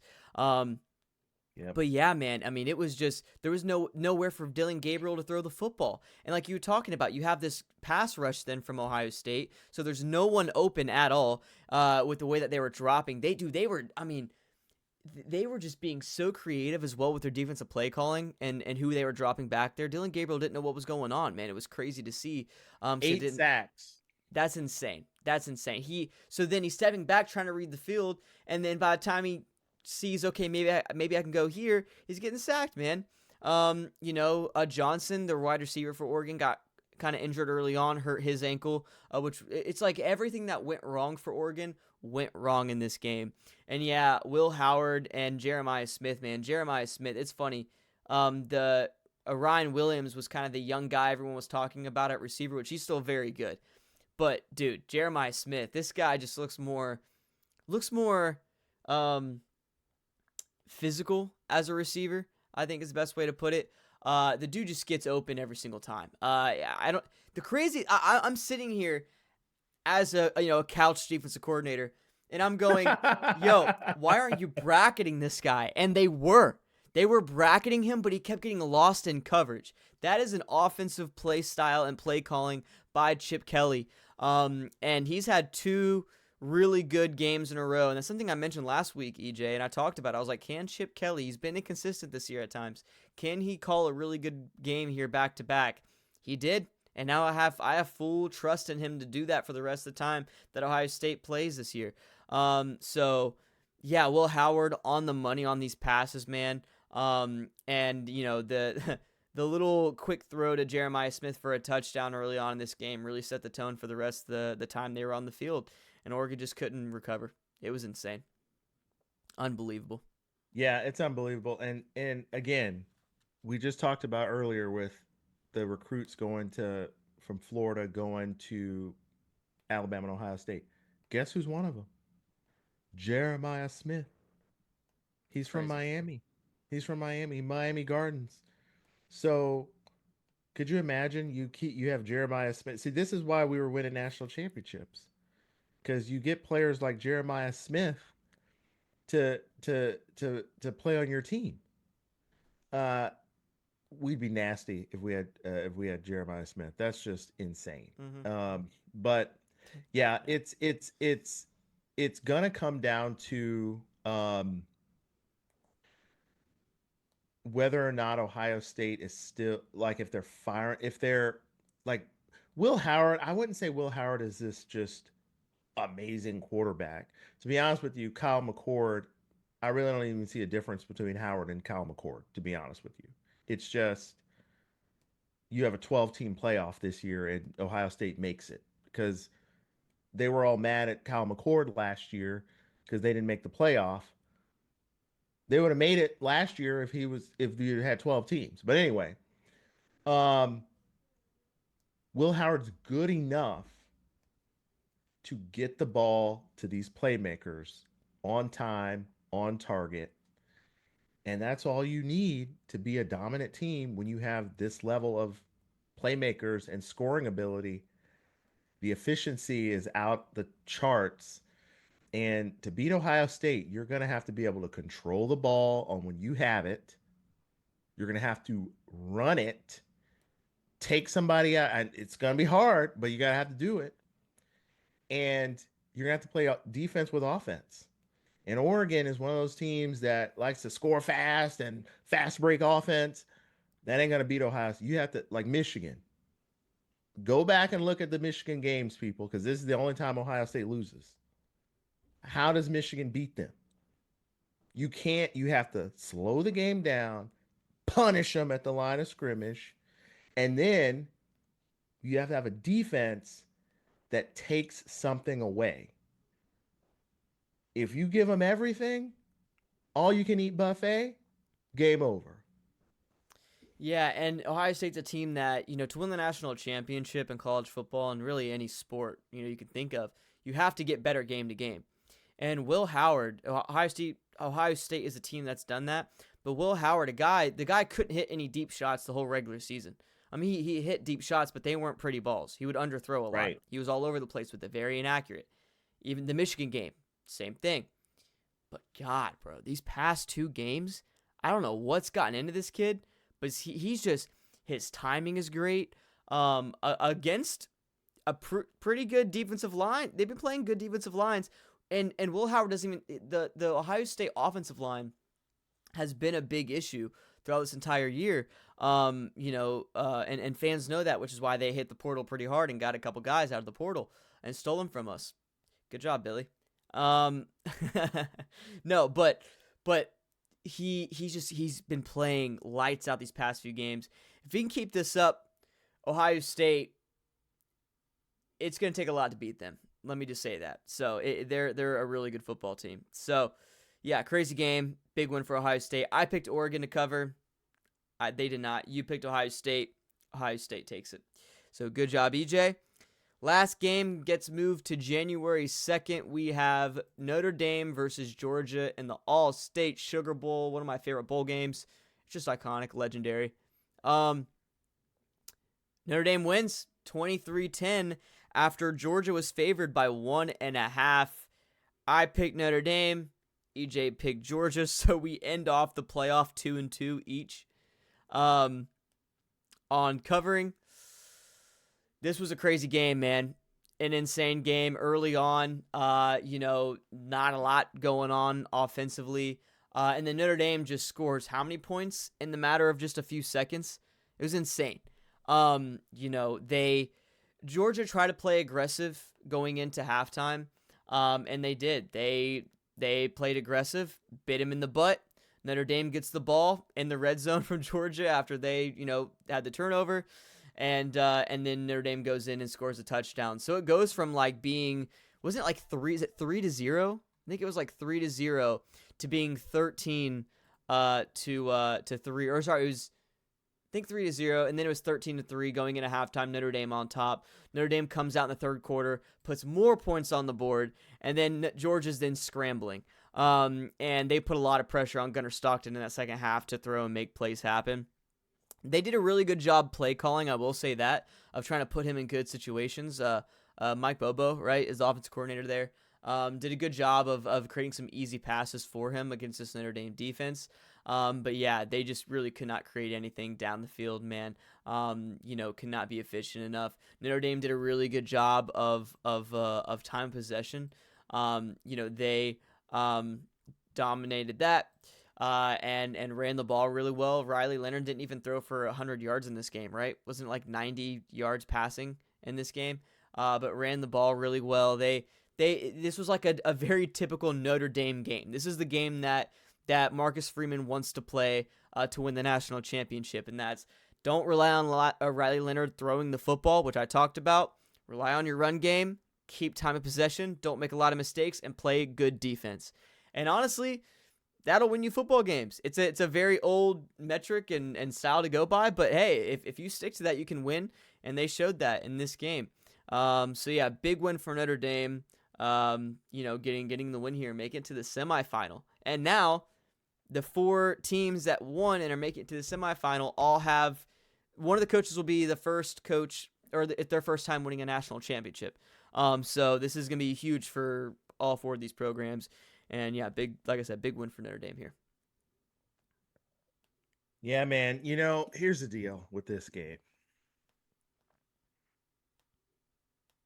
I'm going to stop picking teams based on what they should do to win the game.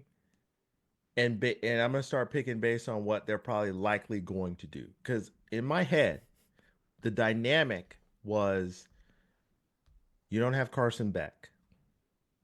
Okay. He's your starting quarterback. He was a Heisman candidate going into the year. And you got Gunnar Stockton. All right, Georgia. Gunnar Stockton is not Carson Beck. Can we agree on that? Yep. Now, Georgia fans are saying to themselves, Carson Beck isn't good. We need to bench him. We need to put Gunnar Stockton in. Go back and look at the receipts. Ole Miss game, they were ready to move on. So here's the deal. Georgia decides to pretend that Gunnar Stockton is Carson Beck. And we had the comment he's been in the system for 3 years. We need to do our research. Okay. Well, if he's been in the system 3 years, why the hell isn't he doing the playbook like Carson Beck? Because here's the situation. Here's the end of the day, guys. If you're going to call plays in the playoffs for a quarterback to execute, and he's not able to do it, was it a bad coaching decision, or is the player just not great? To me, I got to go with the coaches. I got to say Kirby Smart, Greg Schumann, Mike Bobo, you got outcoached in this game. Period. You got outcoached. That's how you lost this game. Marcus Freeman and his staff dialed it up in this game. and they took advantage every opportunity you gave them. Georgia, you how many passes did Stockton have in this game? You Threw had a lot. 32 passes. Okay. Let me explain how this works. You should never have 32 passes for a guy that's a backup. They should have said, okay, 20 passes max. We are going to have to, or if we are throwing the ball, we're going to need to throw quick screens as an extension of the running game. You dropped him back in the pocket like you got Jeremiah Smith to throw to, and who was that tight end last year? Uh, Uh, uh, Bowers. like you had Jeremiah Smith and Bowers, and you didn't focus on we are Georgia, they are Notre Dame. Let's test their manhood. Let's run the ball. Get innovative with it. Wild bulldog, direct snap to ETN, direct snap to Frazier, power run, exert your will. Then you sprinkle in a little play action to Delk.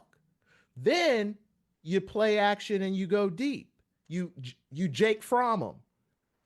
When they put Gunnar Stockton back there and said, read the defense and do this, do all this, that, and the other, Notre Dame was just waiting for him to mess up. And you know what happened? You couldn't move the ball.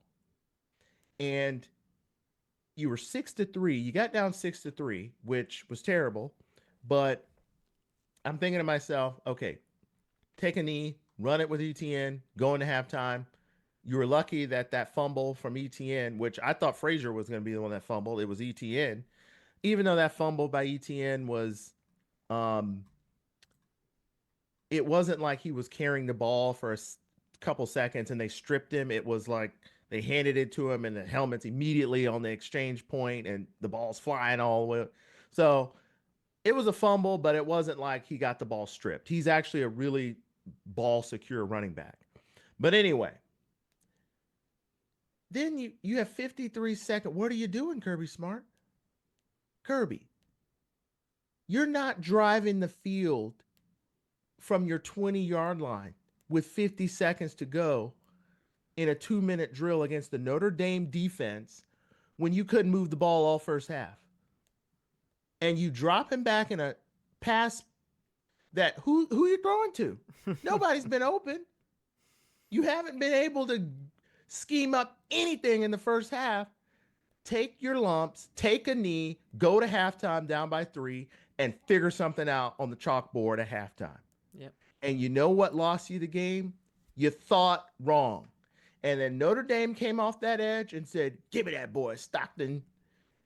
Fumble.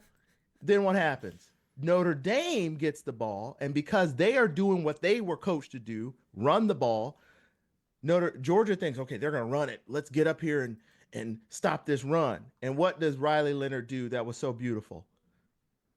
Joe Burrow, play action, easy, slant, touchdown, game over. It was over at that point. I said, it's over. You're not going to score more than 10 points for the rest of this game, Georgia. And I don't think you did. So game over at that point. That's all the points they needed. That's all the points they needed to win the game. Mm-hmm. Kirby Smart. You do not have the playmakers on this Georgia team that you had in previous years. You don't have the running back room. Hell, I'll take Florida's running back room over the Georgia one right now. And guess what just happened 2 hours ago? Jaden Rashada entered the transfer portal. So now he's probably asking for 13 more million. So now you don't have the running backs. I can't even name one Georgia wide receiver. You lost Bowers. Who are the playmakers on defense? The NIL is really hurting y'all right now. You haven't figured it out, Georgia. You haven't figured it out to keep your undefeated against everybody except Alabama streak alive. So Marcus Freeman looks like the guy that's going to get the job done in this NIL era. Kirby Smart, awful game. I mean, great coach, great, good, When you've got all the talent, you're a great coach. When it's equal, the coaching decisions are pretty bad, in my opinion. Hey, y'all can disagree with me. I thought this was a coaching massacre. And then when they ran the 11 guys off, I got to say this. That was the game. That was the game. That was the game. It was beautiful coaching. Notre Dame, they said, oh, okay, we're not really going to go for it. It's 4th and 1. But what we're going to do is we're going to confuse the hell out of them. We're going to have the punt team on, run them off, run the offense back on, try to fake snap it, get them to jump off sides. And you jumped off sides, Georgia. You did the one thing they were trying to just stand there. Just stand there with your eyes closed. They're not going to go for it. They're not going to go for it. And you fell right into the trap. And Kirby Smart's, well, the SEC told me they couldn't do that. Who the hell cares? They just did it. They didn't throw the flag. You got outcoached. That's all. Just say you were outcoached and move on to next year. Yeah, the amount of carries is insane. They should have ran the ball a lot more, dude. Unreal. You know, a big playmaker for them is Cash Jones, a guy that only got 2 receptions this game. You got to get him involved, man. You know what I mean? A guy that's small, but it's that one weird playmaker that Georgia has on offense every year. You know what I'm talking about? The one guy that's small, undersized. You look like you should not be playing. McConkey. Yeah, there you go. And there's usually that guy. And that's Cash Jones, and they didn't get him involved, and that's what happens when you don't have a experienced quarterback back there. Sorry, 3-year guy in the system. You know, apparently I was wrong there. But you know, we don't have a guy with a lot of in-game experience. You know, it's gonna show, especially on stage in the Sugar Bowl. This is the college football playoff, man. You're 2 games away from a national championship. You know, and so this physical Marcus Freeman Notre Dame Fighting Irish team is going to come in here and be aggressive. They're going to go after that quarterback, and that's what happened. It didn't look comfortable at times, and you got to be able to run the football. Didn't do that. So, yeah, crazy game. You know, just Notre Dame played really well. Now, here's the thing. You take away those 13 points, you know, or just say you take away that touchdown, you know, you're looking at what? 16 to 10. It's a 1-score game if you just go to halftime, right? So Georgia, you're still in it, man. But you know, it was just crazy. It was a very defensive game. You know, but and then they gave up the kick return for a touchdown. The kick return. There you go. That was huge. That was insane. Yes. I'm like, unreal. Georgia. First of all, can we just say this? Kick the ball through the end zone. That's why they let you kick it off from the 35 now. Or is it the 40? I don't even remember. You don't kick it through the end zone? And now you're better off kicking it out of bounds. At least they get it at the 35. You let Notre Dame run the opening second half kickoff for a touchdown. When special team starts clicking, game over. Yeah, take that away. Take the 2 touchdowns away, and what is Georgia's winning, right? I mean, God, man, that's it's insane, bro. It's Georgia was right there at it, and Georgia couldn't get it done. No, but you picked it. You said, hey, that Marcus Freeman defense, and let me tell you something. Yeah. That Marcus Freeman defense, lockdown. They're dirty. Lockdown. They have an aggression. They're very disciplined as well. Marcus Freeman, dude, a very humble guy too. Really good dude, and a really good football coach. So yeah, huge for Notre Dame there. There you go. So we ended this past week at both 9-4. So all time, we're both 56-46. The fact that we are tied is insane. This never happens, dude. What are the odds of that? We're both tied at 56-46 going into these last 3 games. we cannot end the year on we got to do like rock paper scissors or something at the end if we tie it off. But yeah, man, just unreal that we were tied up. And it's funny because we don't even pick all the same games, but like we're even with like, take like I don't know, it's give and take literally. I pick one game, I'm right, you're wrong. We pick another game, you're right, I'm wrong. It's just like Jesus. So it's insane. So there you go, going into these last few picks. Look at him. He's a big boy Look at now. him. He's awesome, dude. Say hi. Oh Say hi to everyone. no. Okay. All right. Oh no, Bitesburg. Tell us your favorite treat. Yeah. Yeah, for everyone watching, that's little Spur named after Steve Spurrier. He's gonna be joining me for the rest of the pod. We love him though, man. He's cool. He was being naughty out. Hey, no, don't go in the trash. He was being naughty out in the living room, so we had to bring him in here. God, all right, there we go. Alrighty. So let's go ahead and dive into these semifinal games. Let's go ahead and start it with the Orange Bowl. We have Notre Dame versus Penn State. Notre Dame favored by 1.5.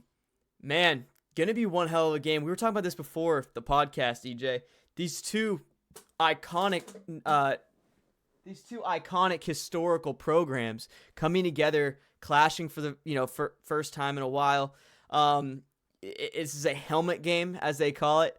It's gonna be a great one. EJ, you go first, man. I'm curious to see what you think. Man, let me tell y'all something. This is a game that I was really hoping to see in the playoffs. It probably should have been earlier on, because we'll talk about how the playoff should have been 6 teams to begin with, but neither here nor there. You can't overstate how evenly matched this game is. I mean, it's like two spitting images of each other. First of all, they basically have the same record. Notre Dame doesn't have a conference championship game, so they didn't have anyone to lose to in that game. Notre Dame scores 39 a game, Penn State 34. Penn State's arguably a more difficult schedule. Penn State allows 16 a game. Notre Dame allows 14 a game. Look at the leading rushers. Jeremiah Love for Notre Dame, 1,057 yards. Katron Allen on Penn State, 1,026 yards. It's like, put on a different uniform. You're the same player. Also, Penn State has Nicholas Singleton, who also has plus 1,000 yards on the season. It's unbelievable. Does Notre Dame? Who's the number 2 running back for Notre Dame? Let me. I didn't write him down. Sorry. Yeah, let me see real quick. Yeah, that's pretty.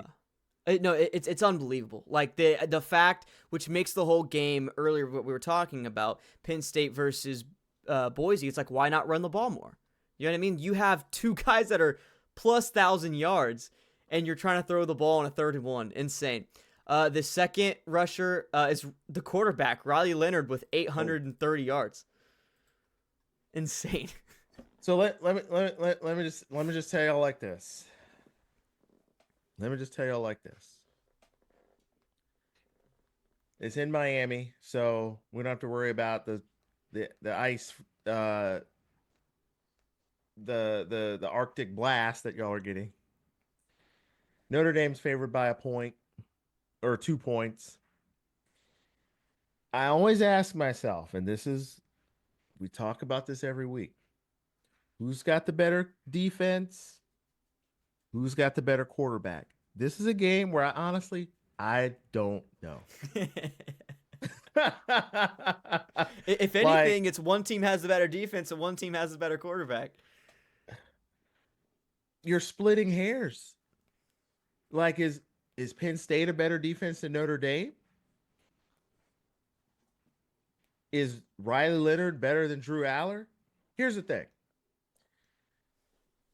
I will say I think that Notre Dame has the ability to be a little bit more risk averse in this game with Riley Leonard. I think he protects the ball, he runs it when it's 4th and 1. He's like a mini Tim Tebow. Um, and I really love the running back. Mm-hmm. Penn State, though, Aller is a little bit better of a down the field passer. So if this game gets to a point to where one of the teams needs a 2-minute drill to try to get in position, you got to trust Penn State more to be able to do that than Notre Dame. Mm-hmm. But the question is, will the luck of the Irish keep Penn State back? Man, oh man, this is a tough game to pick. But because I like the green and gold, let me tell you something. Notre Dame, you got to wear the green and gold in this game. You're probably not. You're probably going to wear navy blue, but I don't like that. I'm going to go Notre Dame in a thriller. And I'm going to go Notre Dame in a thriller. Even though if I wake up tomorrow, I can probably change my mind and say, James Franklin's going to win this. I got to go Notre Dame because I kind of feel like the ball is going to bounce off one of those gold helmets, miraculously end up in a Notre Dame catch. Penn State's going to think they're doing something, and then the luck of the Irish is going to strike.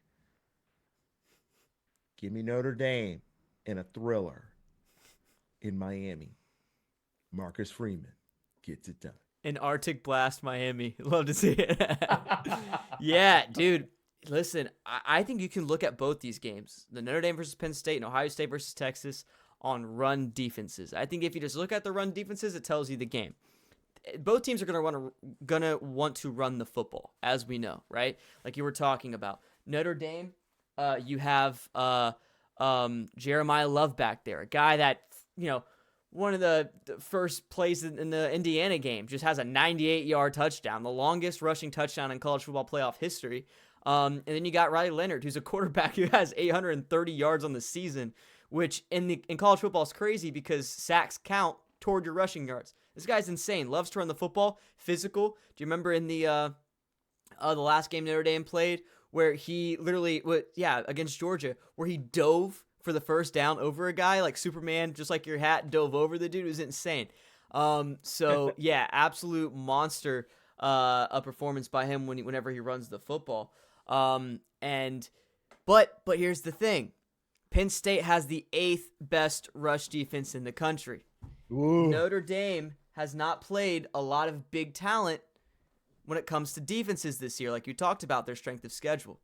So, can Notre Dame run the football a lot? Because like you were talking about, if the game's relying on can both teams or who can run the ball better, Notre Dame, just because their quarterback is able to run the ball like crazy, they have the ability to do, a read option, you know what I mean? Spread the ball out, let them run it. Notre Dame probably takes that, but if it becomes hey, Notre Dame can't run the football, can Riley Leonard throw the ball in the air consistently as good as Drew Aller? No, that's not happening. Drew Aller's the better passer down the field. I'm not saying that's going to happen, but it's going to happen. I have Penn State beating Notre Dame. I have them winning by over a touchdown. This is not going to be a 3-point victory. This is going to be a nice little touchdown buffer between these two teams. I really like this Penn State team. I think they match up really well here. Just because, like I said, Penn State just more diverse when it comes to their offense. They can throw, they can run, and I think that's going to really benefit them in this game because either way, even if it's a rushing battle, they have Nick Singleton, they got Katron Allen. Can the offensive coordinator, though, Colton Nicky, I think his name is, can he call a good game, though? Can he rely on that run game when he needs to, unlike what happened in that Boise State game? I really hope he can. And I think he will. I think Penn State takes it, and I think they win it. So there you Good go. pick. Good pick. We'll Good see, man. pick. That's gonna be a really fun game. I do want to go to that game. If I can snatch up some tickets, I might just say screw it. I got a Notre Dame shirt. There you go, dude. I have some random teams as well in there. That's funny. Next one we have Ohio State favored by 5.5 against Texas. This is the Cotton Bowl in Texas. Huge game here, man. Ohio State, a team that it has just so much momentum right now. It's not even funny. The most momentum that they've had all season. You got Jeremiah Smith. You have Will Howard. You have a good. By the way, no one ever talks about this. This Ohio State defense is unbelievable, right? They've played well all season long. So they're on a roll right now with Jim Knowles calling plays at the defensive coordinator position. Spurs going crazy right now. But then you got, listen, and here's the stat. Remember earlier I said the run defenses and how that's a big thing? Ohio State, the number 4 rush defense in the country. Texas cannot win football games because they should have lost against Arizona State when they cannot run the football, right? Quinn Ewers, this is a big game for him. Can he win without having a run game? Can he consistently pass against this Ohio State secondary, which just dominated Dylan Gabriel, right? A guy who, in my opinion, is one of the most talented quarterbacks in the country. I think the most experienced quarterback in college football history. Okay, so this is a guy who knows college ball, and they were able to dominate him. I think same thing's going to happen with a less talented Quinn Ewers, and I think I think Ohio State's going to win this game. I think they're going to cover the 5.5 as well. I think this is probably going to be a 10-point win for Ohio State in the Cotton Bowl. They're going to come to Texas and take it. Ooh, you hear that, Texas fans? We don't have a believer. We don't have a believer. This is another game that's interesting, college football fans. Spur, what you think, buddy? He said go Gators. That's it. That's all Yeah, that came out of his. he's just saying sweet potatoes, please. Yeah, exactly. Sweet potato treats, please. Thank you. I'll pick whoever. Oh, we should do that. Put a treat next to each team, and let's see who Spur picks to go and win. And he's probably gonna get your earphones there. Yeah. And we could say Spur picks next year, and then we're gonna see who ends up what with his a better record record. is. Yeah. Could you imagine we get destroyed by a dog?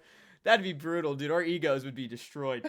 No, that's great. But we're only gonna let Spur pick the 50-50 games, so we can't let him pick like the games that are obvious. Screw. You know what we could do? We could do for our Instagram account, just for these semifinals and for the national championship. I can do it, and we'll see what he picks. Yeah, we need to do it. Let's need to let Spur. We need to let Spur. That would be fun. So follow us on our Instagram. Like I said, link in the description for more Spur content. All right, buddy. Spur definitely. We gotta let Spur pick. Oh, 100%. But anyway, back to business. So you got to ask yourself, in any game, how does this team, whoever that team is, how do they win games? How do they get beat? And then you have to ask yourself, do they have the ability to do that against their opponent? So when you're looking at Texas, because we're SEC, let's talk about this. How does Texas win games? Well, typically, their offense is able to have some semblance of success running the ball enough to where Ewers can get in a rhythm throwing the ball down the field.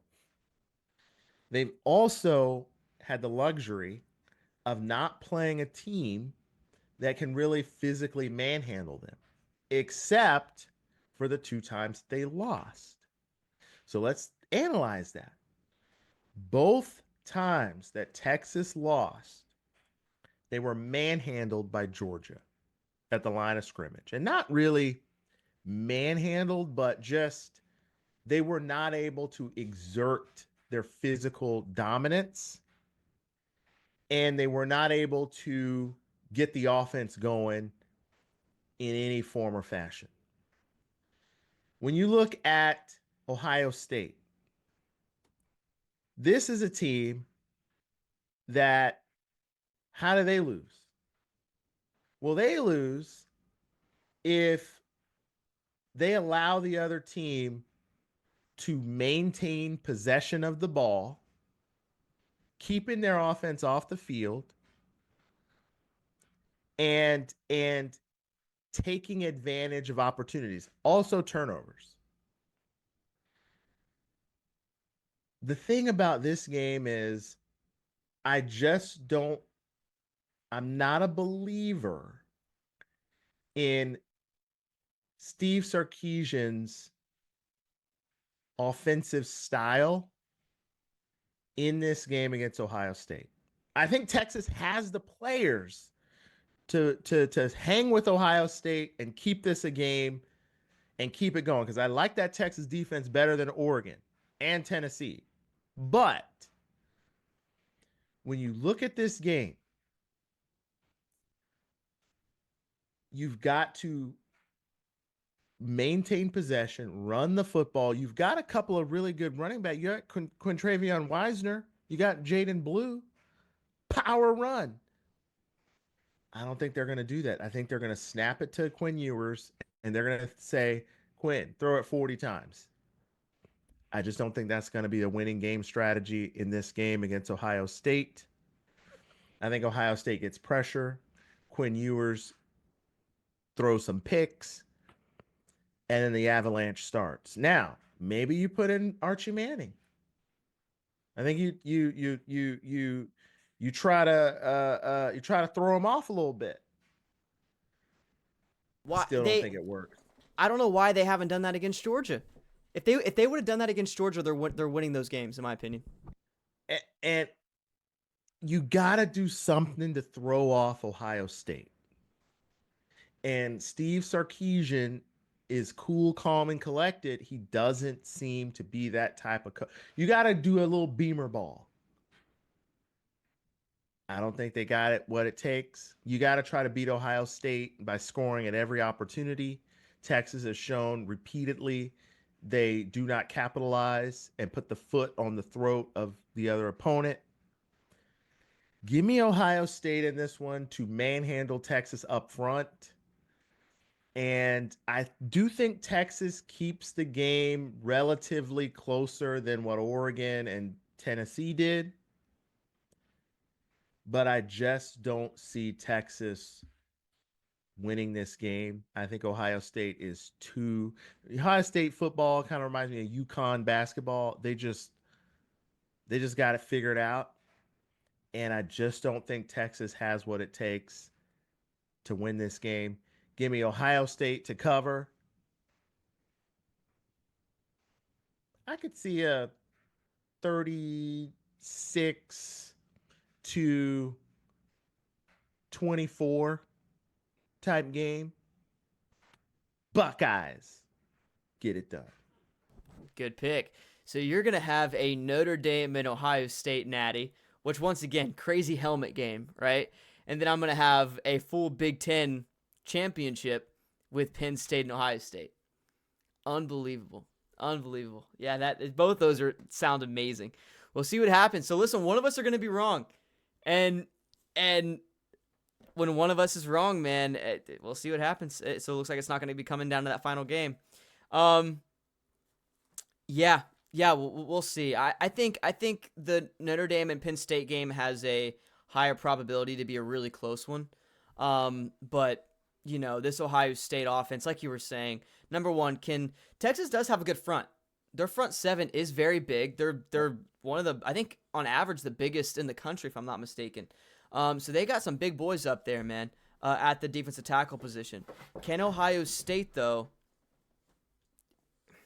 can they attack that Texas secondary, which has been shown to be vulnerable? That's going to be something that's you're going to have to keep an eye on. So Jeremiah Smith might have a crazy day. Jeremiah Smith might go crazy. So we'll see there. So there's our semifinal picks. You guys let us know your thoughts down below. Do you agree? Do you disagree? Why? The Georgia fan disagreed with us last week. I wonder what he'll say this week. Definitely let us know. But yeah, those are going to be our semifinal picks. Well, all right. Go ahead. Well, I'll say this real quick. Texas, you got the Thorpe Award winner on your team, Barron. Okay. So if there's anybody that can get out there and try to do something against Jeremiah Smith, you got Barron, Jahdae Barron out there. Put him on him. Yep. Let's see what happens. Yep. So, hey, let me tell you something. If it was me if this was my game plan, if I'm Steve Sarkisian, let me tell you something. I'm going wild in this game. I'm doing wild Longhorn. I'm putting Bevo on the sideline. I'm freaking running with wild wild Bevo. I'm saying Bevo. Wild Bevo. It's a liquor store out here in California, by the way. Bevo. The craziest part is Bevo wasn't able to go to that last game. So I don't even know if they'll even allow him to be there. I think they said he's allowed. Oh, he's finally allowed? Yeah, he's going to be at this game. Okay. So they're going to put Bevo out there. Do everything you can. Fake punt. Oh, yeah. When it's an obvious punt situation, fake it. I'm just saying, just fake the hell out of every punt. I'd fake a field goal. Fake a field goal. You got to do something to keep your team in the game. Now, it could backfire, but it's either it backfires and you get pummeled or you be risk averse and get pummeled. Which one are you going to do? Right. High risk, high reward. Texas, show us something. Sorry, had to say that. No, you're good, man. Bro, we got to get you a shirt that says, "Let me tell you something." We got to. That's your trademark, man. I might get that for you. Just a shirt that says, "Let me tell you something." That's so funny, man. I love it. All right. So there you go. Our picks. What else do we have? I think next we have the fixing. Yeah. Let me see real quick. Okay, so as we were talking about, me and EJ think there needs to be a 6-team playoff. I think that makes most sense. When you look historically, whether it's college basketball, whether it is, even college football over the years, in any sport, usually it's the top few teams that win it all. And in this case scenario, guess what? The final 4 teams were in the top 6. The original top 6 college football playoff without the auto bids was Oregon, Georgia, Texas, Penn State, Notre Dame, Ohio State. So the playoff would not be any different than what it turned out to be anyway. Now, one argument that I've gotten a lot, EJ, whenever I comment that, because I commented that 2 days ago, after the last game, the Georgia and Notre Dame game, and people were like, "Oh, well, what about Arizona State? They should have won." Well, guess what? Alabama would probably compete with these teams as well, right? Ole Miss would probably compete with these teams as well. Georgia or Florida would have beaten Georgia if DJ Lagway didn't get hurt. So, and we're 8-5. So it's not about what teams can beat what team. Because I'm telling you right now, you could pick some. Think about like NIU. NIU beat Notre Dame. You know what I'm saying? So like, upsets are going to happen. That is going to happen. But when you have these major, major talent differentials between these, a team like Arizona State and a team like, Georgia or Penn State, you're going to see that. That's going to be evident. And 9 times out of 10, the team with the more talent, extremely more talent, is going to win. And they're going to dominate. And we've seen that in this playoff. So people just don't get that through their heads, because then I had another guy go, "Oh, what about NFL?" NFL's different. NFL talent is not exactly the same, but it's pretty level. That's why you don't see blowouts every week, right? And same thing, NFL also has 2 divisions, not, a main 4 conference with a bunch of other conferences. Like, bro, I guess people just don't understand, but That's my rebuttal to that. EJ, how do you feel about that argument? What's your thoughts on that? You're right. I mean, at the end of the day,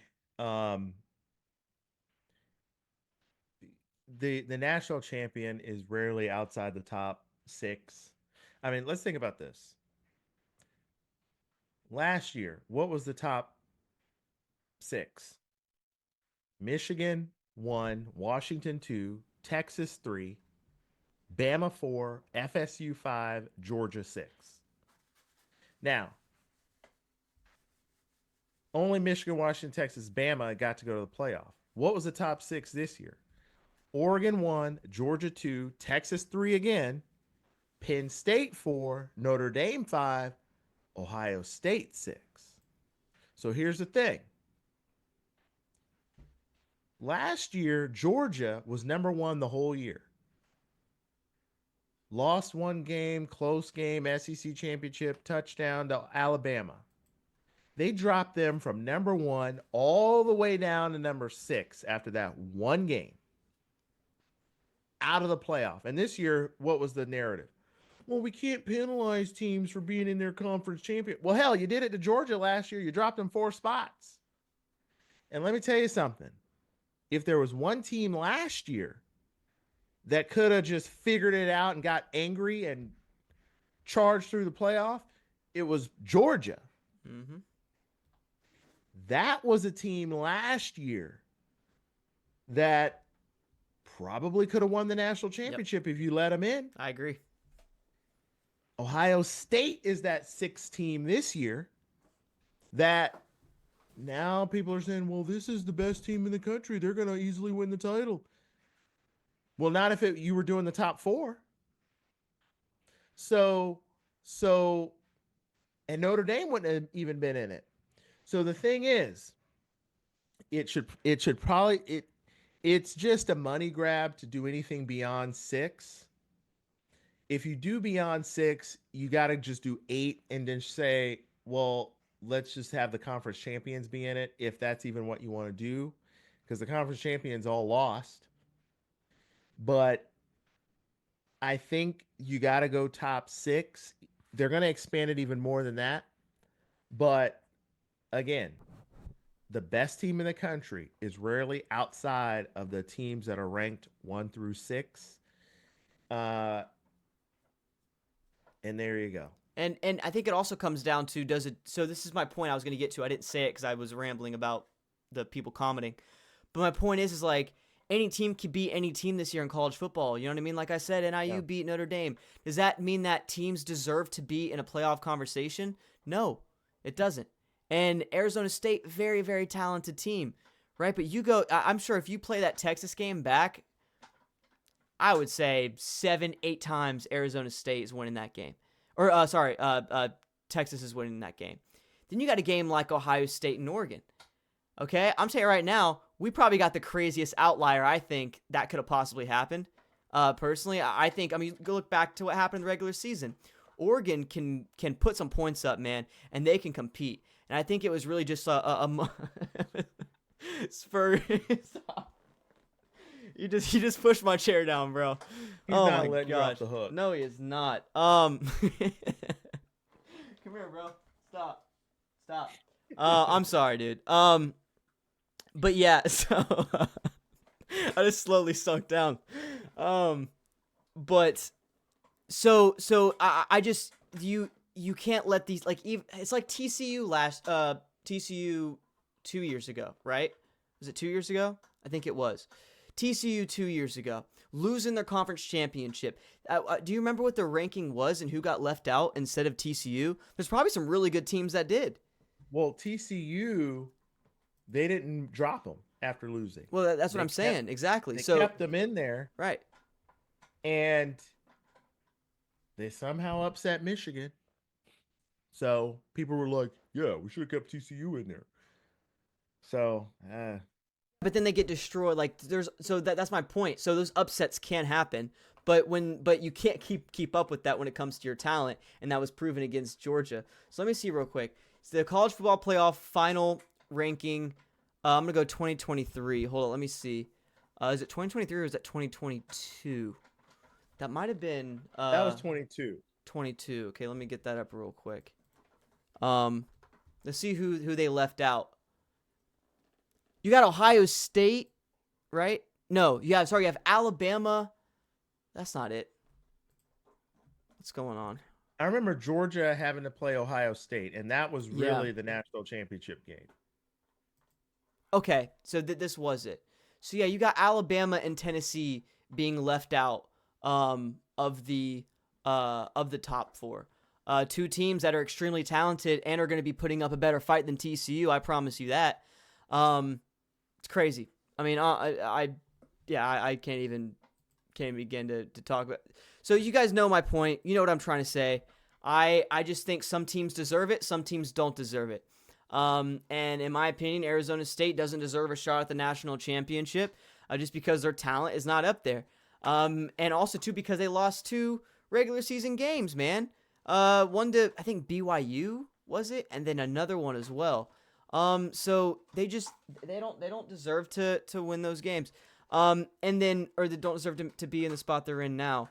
And then people are like, oh, well, what do you want them to do? Maybe schedule harder out of conference games. Same thing with Boise State. You know what I mean? Boise State doesn't deserve to be up there. They don't deserve a shot. They definitely don't deserve a bye. And schedule more out of conference games. Well, they did schedule Oregon and they lost. So there you go. That's your shot to make a statement, and they didn't. So that's my point that I'm trying to make on it. While my dog is chewing up stuff behind me. So yeah, EJ, I don't know your final thoughts on it, but I just feel like we needed to talk about that because it's crazy. Yeah. I think the big picture in college football is, you know, it's almost like economics, and people, they hate the word socialism, right? But let's talk about what socialism is. So we're capitalists right now, which is if you own a company, you own the means of production, you can make all the money you want. Socialism is the people now own it. So now you spread those earnings out to everyone and they decide who gets that profit. Now, think about how college football was before. College football before was when I recruited these 5 stars, 65 stars out of 85 players. Sometimes it's 70, like Ohio State. Guess what? I control the means of production in college football. I've got the better team. Nobody else can get my players. Now with NIL and transfer portal, what happens? Well, half of your team can say, well,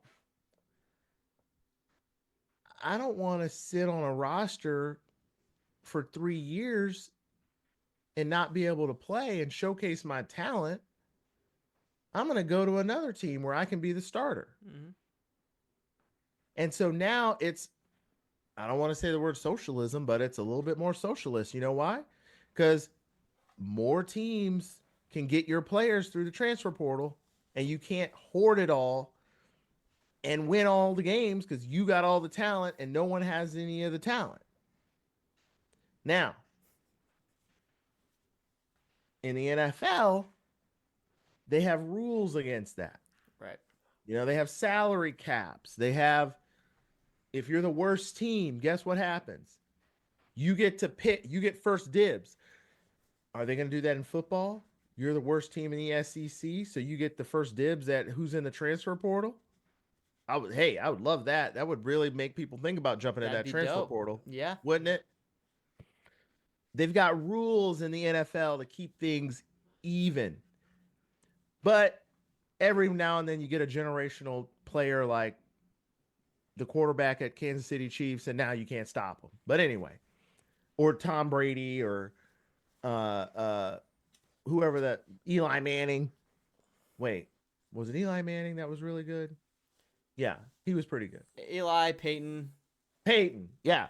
So you get these guys, and obviously you're just going to win because they're just way better. They're generational. Right. But anyway, You're seeing the downfall of Georgia. When Georgia lines up and plays Notre Dame, it's not an overwhelming mismatch. When Alabama lines up and plays Michigan, I remember there was a Citrus Bowl a few years ago.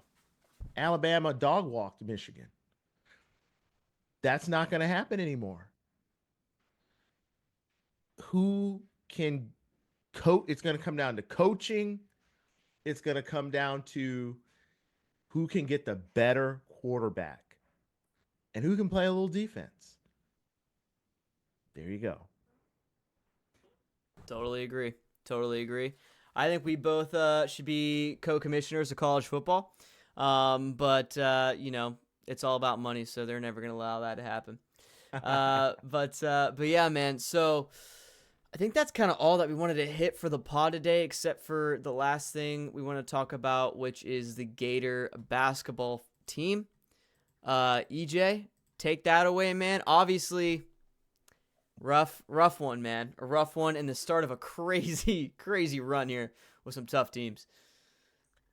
Yeah, I was probably gonna do like a quick short on our Instagram page too. I needed some time to recuperate from our very close loss to Kentucky, but we lose 106 to 100 to Kentucky.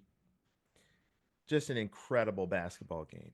One of the things that people need to understand about basketball is you can kind of tell the fans that don't really know a lot about basketball because they'll say things like, there was no defense played in this game. Guys, let me explain something to you. When you have two elite offenses, the game of football and basketball are similar in that the game favors the offense.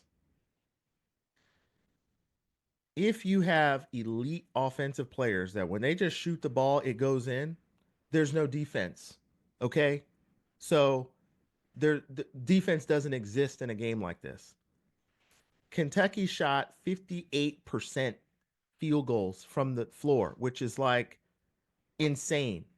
National champions, the last 30, shoot between 47 and 51 on average throughout the whole year. So you got to be in that range to win a national championship. They shot 58%, 57%. Basically, every shot's going in. The only thing you can do is put a hand in the face. If y'all remember the Warriors, when they had Steph Curry, Klay Thompson, Kevin Durant, it's like they score 135 points and then somebody say, well, you don't play defense. There's no defense for when you're playing that kind of team. So, like, the only thing you can do is hope you get a hand in their face and outscore them. That's the only way you're going to beat a team like that. In this game, we shot 55% and scored the most points we scored all year, 100, and we still lost. So that was just a great game. Now, I do think a lot of it had to do, it's at Rupp Arena, it's at Kentucky, it's on the road. They had a lot of momentum. The narrative going into this game was Florida hadn't played anyone because uh we hadn't played any ranked teams. But at the end of the day, um as a Florida fan, as Florida fans, we know that we were a really good team this year. We play the same teams every year, except we just happen to be 13-0. And when we played Kentucky, who was the best team that we played all year, we had season highs in points and offensive efficiency. So I think when you look at this game, what you'll find is at the end of the day, you're going to play a team. You're going to have a game every night where you've got to figure out a different way to win. This was just a game where Kentucky they were on fire. They just could not miss. And defensively, as a team like Florida, when you play these teams aren't going to just shoot 60%. Teams are going to miss shots eventually. Um, and you just got to hope you can get the ball and go down and score when they miss, but they never missed. Season outlook, I think, for this team, the next game, look at this. Number 1 Tennessee, Tuesday night. Insane. So You got them at home. The SEC is insane in basketball this year. 10 ranked teams to start the year. People, I never seen anything like that. And the top two teams in the nation are SEC. Kentucky and Florida are basically even teams. I mean, you can't watch that game and just say, okay, they're just even teams. They're both in the top five.